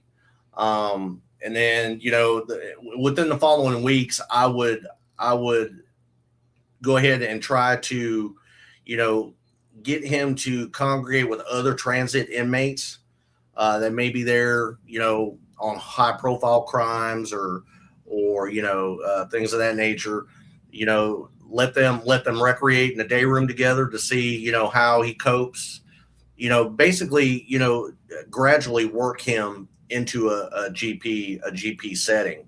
I wouldn't necessarily just, you know, keep him in transit by himself for a week and then throw him into an open dorm. You know, I would gradually and slowly work him into a GP setting.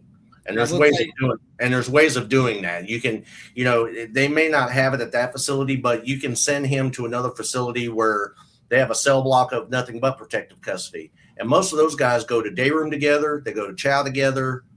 So, you know, there's ways of gradually introducing him back into the GP setting. My biggest concern here with him is because he's got the notoriety and because there always could be concerns, because at any point his case could become central in the spotlight without us even knowing. I mean, it's great that they call you for the interviews for these guys because they need your approval, but they're not going to call you for permission on when they're going to put it out and what they're going to put out. So you always have to, you know, manage that. And obviously, before you put him in before you take him out of PC through the level down program, you're going to ask him now if he says, "Hey, guess what? I don't want to go out of PC." I would keep him in PC. I would. Wait, what do you got? But, you know, again, until we know what they actually classify him as, or how they classify him, and Manna brings up a point too. If he's had these TBIs and he's epileptic, which I hadn't heard anything about. But then again, when you're trying to monitor 40 different news agencies, everybody's got a different spin. Wallace is a medical facility for geriatrics. So, and that may be another reason why they sent him there. We don't know. But that's the case. I get what you're saying, Mona. I know it's out there, but if that's the case, I didn't hear nothing about that in the jail. They would have known about that at that point. Well, that and every facility has medical. So they wouldn't send him there specifically just because he had a TBI. By the way, it's epilepsy. Most of the population, because they have drug use, a lot of them suffer from that. So that wouldn't be a reason to specialize, because every facility should have an infirmary, and they should be able to handle epilepsy. But with that said, hospitals, there may only be a few, but unless he had a really bad seizure, but then he would probably also be he only just went there, he'd probably be at an outside hospital. So I don't know if that was the only reason, but it's knowledge. It could make sense. But I think, like Joe said, I think this is ultimately for his placement. Yeah. Because every facility in TDC has an infirmary. Every facility in TDC has their own in-house needs. 30% of your population is diabetic. Probably another 30% of the population has had a TBI from a car accident, football game, some sort of accident. These are all things that are already accounted for, and that's the reason why every facility has an infirmary. Most of them can take care of their needs in their own facility, but they wouldn't have sent him to Wallace Pack specifically because of that. Because hell, we have epileptics. You figure with a population of 140,000 inmates. 1/3, maybe more. You would think, at least a third of these guys are diabetics, and they get their shots right there in house every day. They get their seizure meds if they're seizure prone. The only difference is they're given a bottom bunk restriction, so they sleep on the bottom bunk if they're in cells with top and bottom bunks. Everything is handled there, so they wouldn't have sent him specifically to Wallace Pack just because he has epilepsy or a TBI. Yeah, and Dead Man's wife asked a good question. He said about are there any youths anymore without a medical diagnosis? I want to mention something with that. So obviously, you don't really diagnose anybody that's a kid or a young teenager. Usually it's when they become a youth that you start to look for diagnoses, and believe it or not, because their brain is still growing and still trying to, find logic and reason in there, a lot of them will be considered vulnerable. So a lot of young, if I'm young, I'm a youth, and I get locked up, some of them could easily find themselves under mental health care, because mental health may say, well, you know what, they're still young. They're still trying to form that frontal cortex is still forming. So that in itself could make them more impulsive, harder to manage. And the age may be enough to say, you know what, let's bring them in our mental health unit. And I know that for a fact because, I've dealt with young kids, and I dealt with juveniles too. And when the juvenile got a sentence to adult time, mental health wanted their hands on that child because the child's mental capabilities, they're still forming. One last question, Joe. For me to answer with the protective custody thing, I will mention this. So the process for protective custody like this would really be pushed on by administration, but you would still ask the inmate or the legal team if they would want their client, or would you yourself want to be in protective custody, because that helps the process, even though you're going to get it anyway. The other side of congregate and non-congregate is involuntary or voluntary. You always want the voluntary.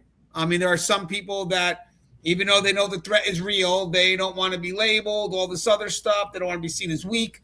So they may push involuntary. And the funny thing about cases like this is that the facility has to put you in PC. at least at this point, to kind of figure you out. Sometimes people, in an effort to get the lawsuit, they'll say they don't want to be in PC. They'll say, this is involuntary because they know you can't move them.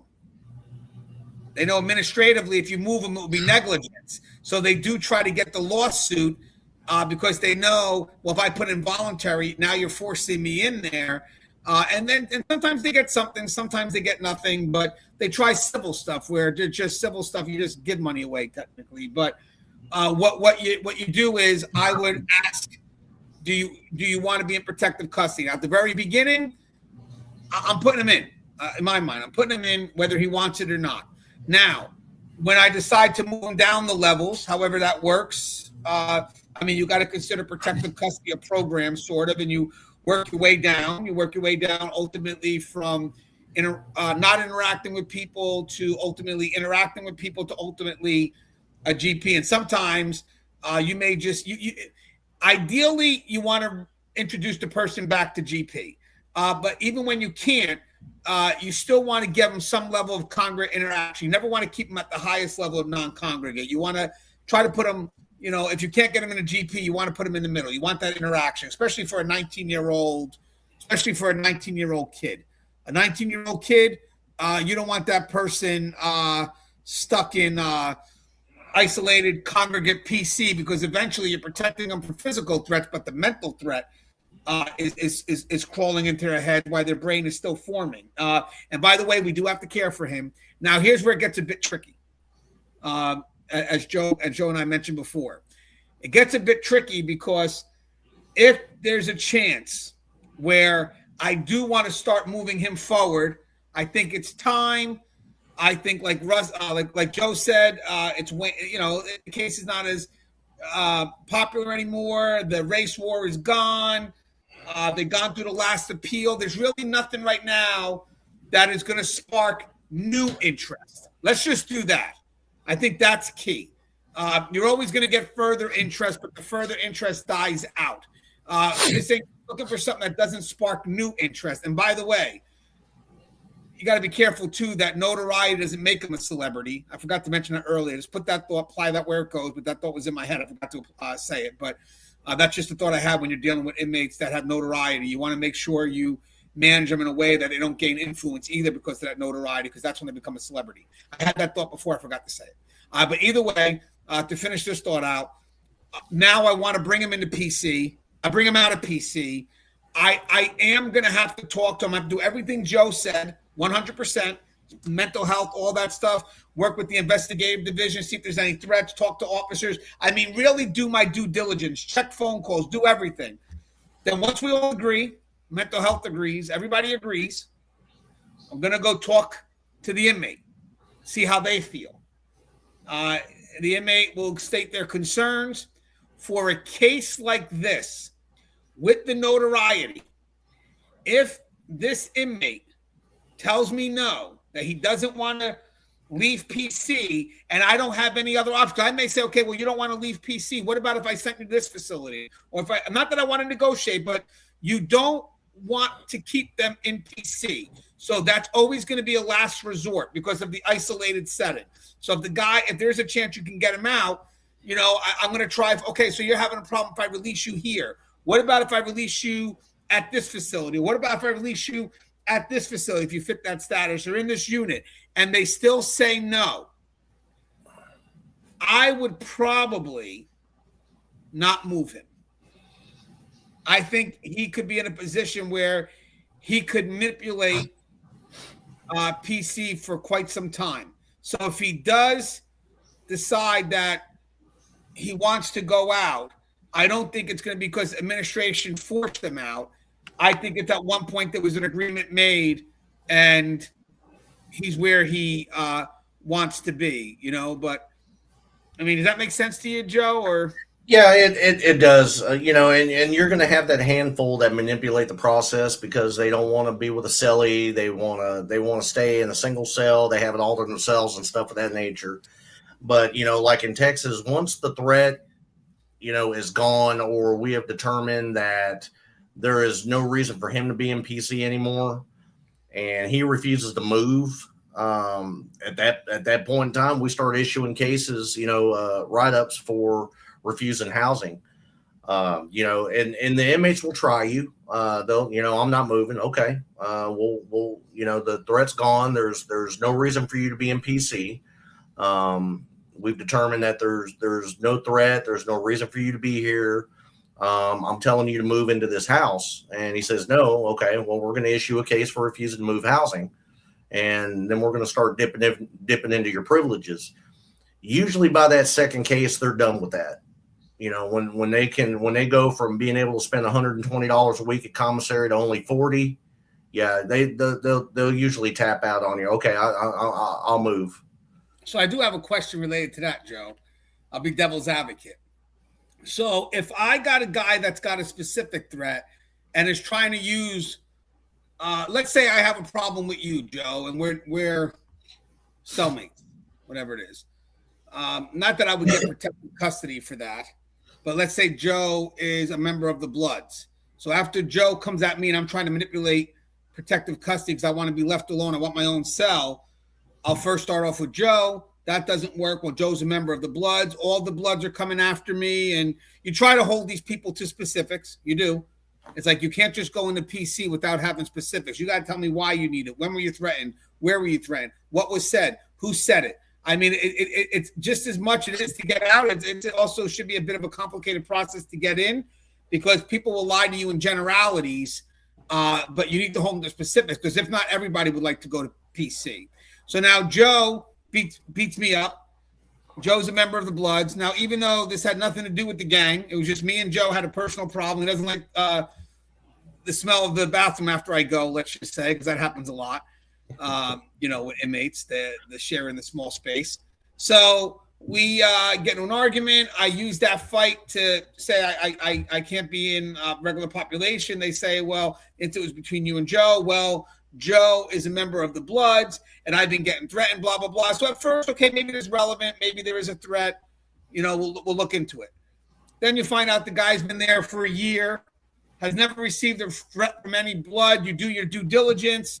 You really do your due diligence. It looks like the issue really was between him and Joe. Joe's not beat for some shit. He already beat the guy up. He's not looking to do anything more than that. So, a year, no threats, nothing coming through. They meet him again with the committee, and they're like, hey, listen, we did our investigation. Basically, it looks like you had an issue with Joe about a year ago. Since then, there really hasn't been a threat since the incident. So we're gonna want to get you out of PC. Well, I don't want to leave. No, you're going to leave, and these are the options you got. So either you choose these options or we'll choose it for you, and we'll take you to another facility, and then you could do your lock time at that other facility. So you're no longer going to be here. And like Joe said, the other facilities can manage their own disciplinary. So technically, all I got to do is get you out. And then once I get you out and I give enough paperwork to the receiving facility, letting them know, hey, he's coming. These were his concerns. This was what the investigation was. The latest update on the investigation, there is no threat. He's going to try to get back into PC. He's going to try to come back here. Just know if he's trying to come back here on those older threats or on that older issue, he's not to come back here. So what happens here now is I ship him out. He's gone. Eventually he learns, hopefully, to, persistent thighs out. We should be a little bit more persistent, and then eventually his attempts fade out. Now, I'm able to get him out because I was able to lean on my specific findings against his generalities, and now it's like, you know what? You can go. I want to stay. Nope, you can go. I've done my due diligence. You can go. Now, for someone like Karmelo Anthony, he's put in not because he was specifically threatened, not because someone came to him and said, I'm going to kill you for killing that white kid or whatever it is, or he was put in because of the notoriety, what's coming of the case right now, the attention, and basically it's just if you don't put him in, you have all these variables that can come into play.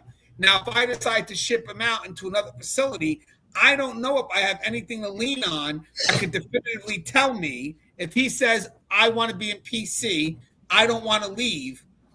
I don't know if I have anything strong enough to say, well, you know what? The case is no longer popular. I don't know, or you know what? The attention that you came in with, that attention's no longer there. I don't know, because that's what got him in the first place. So I have to lean on something to kick them out.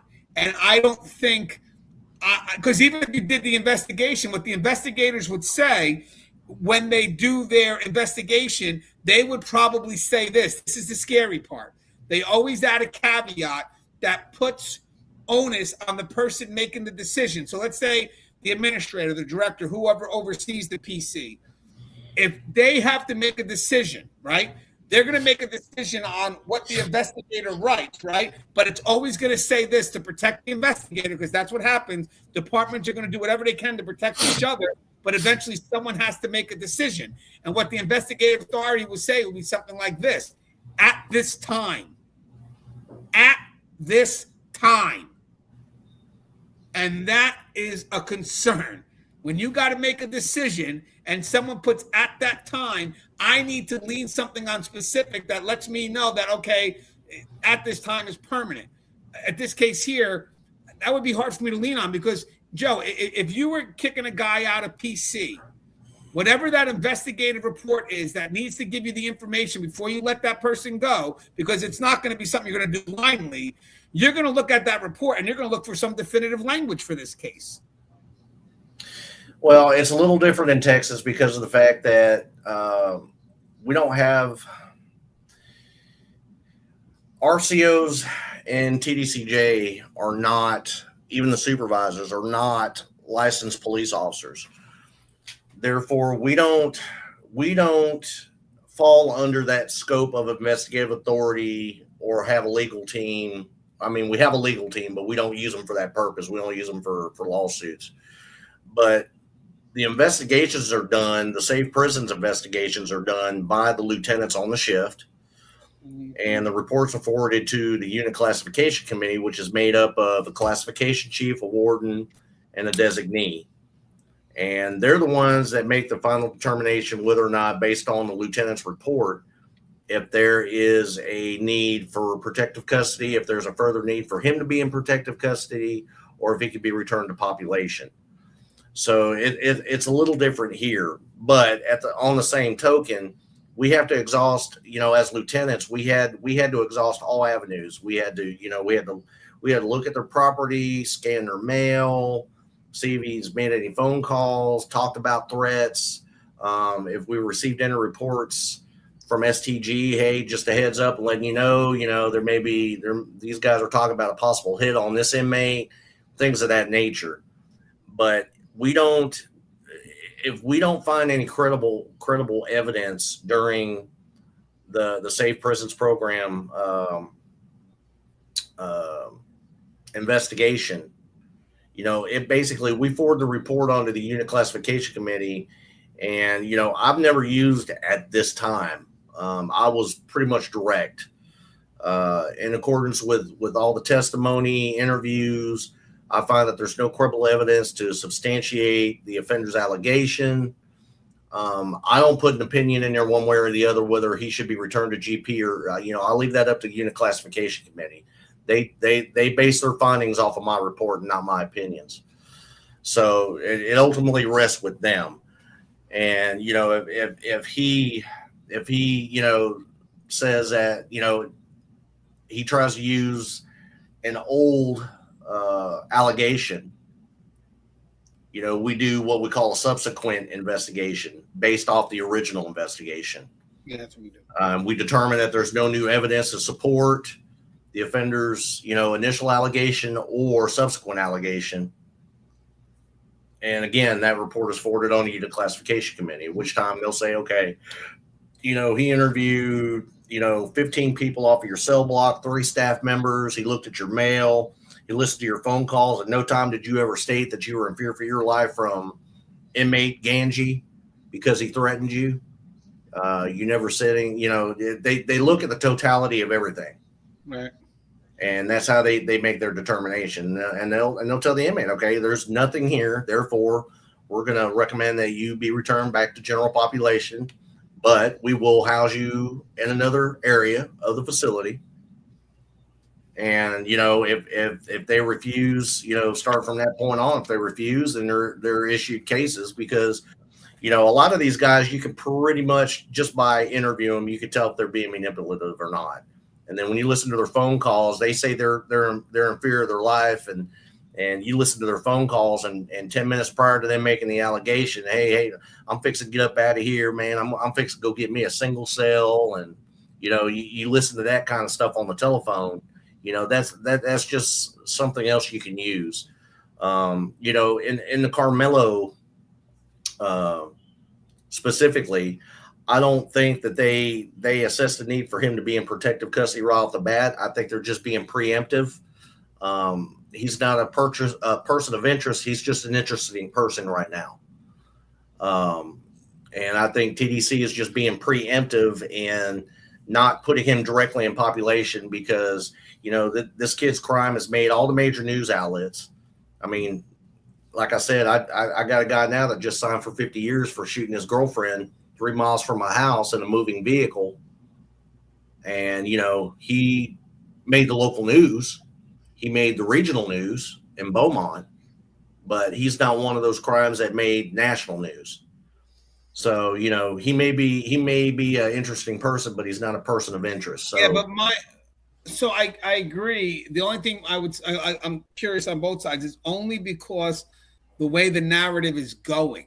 Yeah, and because of all the tensions and everything that came with the case, TDC took it upon themselves. Okay, we're not going to just classify this guy and put him in a population setting. We're going to take this kid. We're going to put him in a transit status in a single cell for a while, and then slowly start to introduce him into the society of general population. Yeah, because it's becoming my biggest thing is I agree with you. It's not so much about the case. At the end of the day, these cases really aren't on the hierarchy of hit list. But once it starts to, go into the media narrative, and now that they're going to fuel the racial tension because that's what the media does to get the views, that's where it becomes the concern because the narrative will take on its own on its own course. And now the problem is if something does happen to him, it will be related to the narrative that we know is forming right now. Like if you, right. I've seen it. You have guys that, could be living in population for a while and all of a sudden something changes in the narrative. And it's like, well, we got to bring you in. Why? And that's why you do a gradual stepping stone. They made the right call doing what they did with them. Now's the time where your statewide STG guys should be monitoring telephone calls. As well as I do, there's outside companies that monitor our telephone calls, even though we monitor our own telephone calls, where we can put in keywords, like Karmelo or, stabbing or, and listen to these phone calls and listen to the nature of the phone calls to see if there's going to be, if you can anticipate that there's going to be any problems from these facilities if he were to go here. So, they have so many tools at their disposal that they're using right now that the public and we don't even know behind the scenes to establish whether or not this kid is going to have any issues later on down the road or not. Right. So like if by chance, and by the way, guys, I actually looked up something not too long ago about keywords that sex offenders use, and they still use it when they're locked in the prison. Acronyms, all this stuff. They got their little dialogue too. My biggest thing is 19. You got the age. That outside the fact that his crime has become notorious, whatever it is, his age would be one of the big factors for us. He's 19, and granted, on top of everything else, but the age is important too. But let's say you release him in GP tomorrow or Monday, and he got killed that day. Let's just say. Would the facility have an excuse? No, not if you knew ahead of time that what would come back at them, do you think? Well, I mean, the civil liabilities would come back at them. No, I mean, what would be the things that the outside would push that they would expect the facility that should have handled before they would have released them? Well, I mean, if you listen to his family and you listen to, other members of the public, They would want him in PC to do his whole 35 years in PC, and you can't do that. It's not realistic. It's not tangible. It's you know what I mean? Healthy. It's not healthy. And, and it's just kind of like, years ago when we were talking about solitary confinement, we talked about solitary confinement, and the first thing that comes to mind is his Green Mile, Shawshank Redemption, big black hole that they throw you in and leave you there. That's what the public perception is, which it's not. And in reality, they get treated better than the GP inmates. Yeah. Because they're catered on, they're waited on more. So, again, with Karmelo, them sending him to Wallace Pack, I think was a great strategic move because they sent him to a good facility. If he's staying there. Well, I mean, even if they keep him there for a year, chances are this thing is going to be in 6 months. There's going to be another crime somewhere that somebody's on.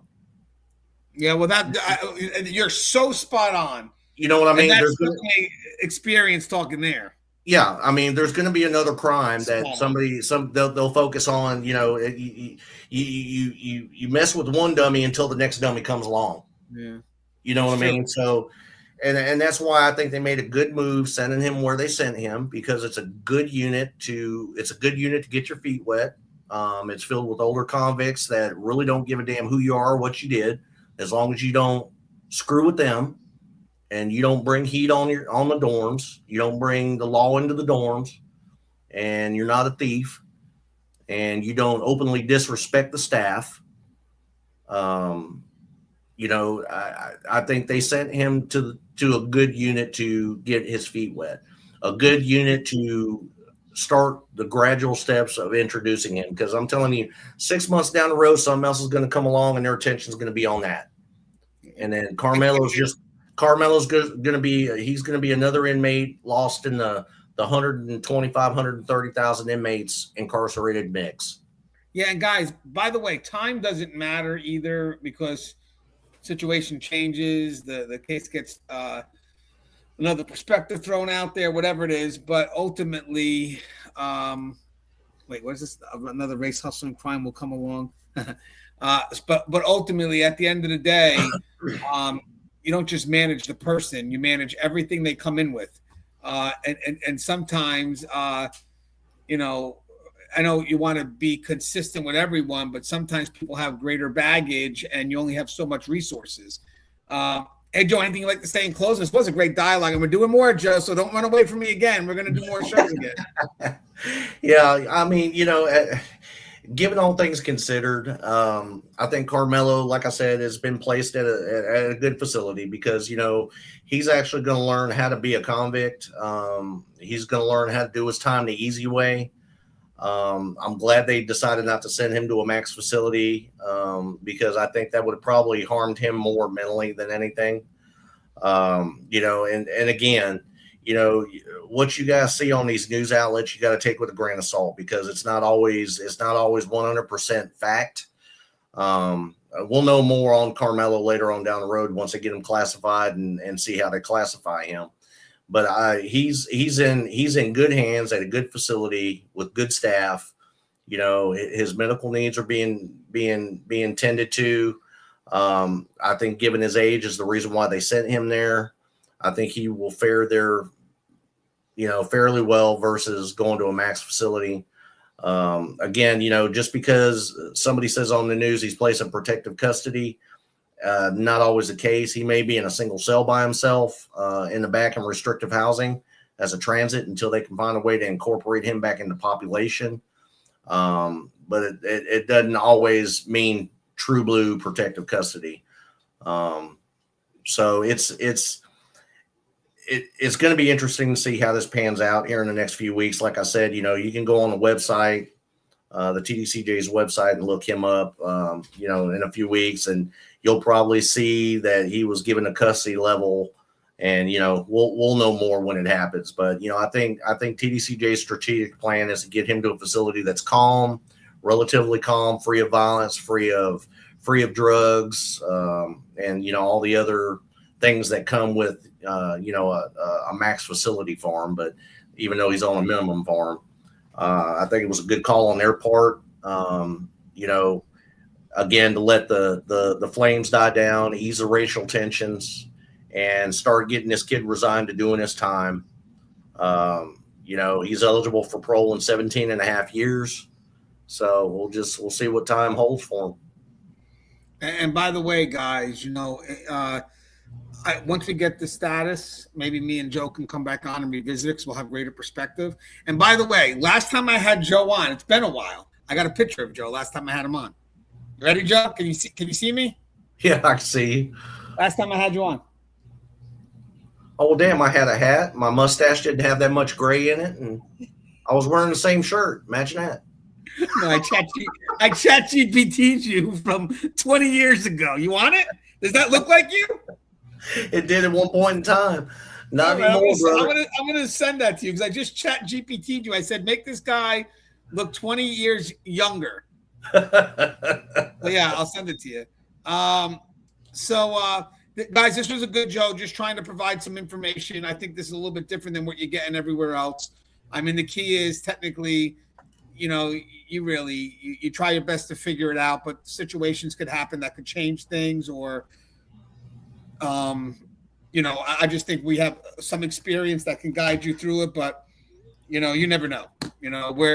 We're trying to give you every different angle that's out there, but ultimately in corrections, you could deal with a lot of surprises, and all of a sudden the shift.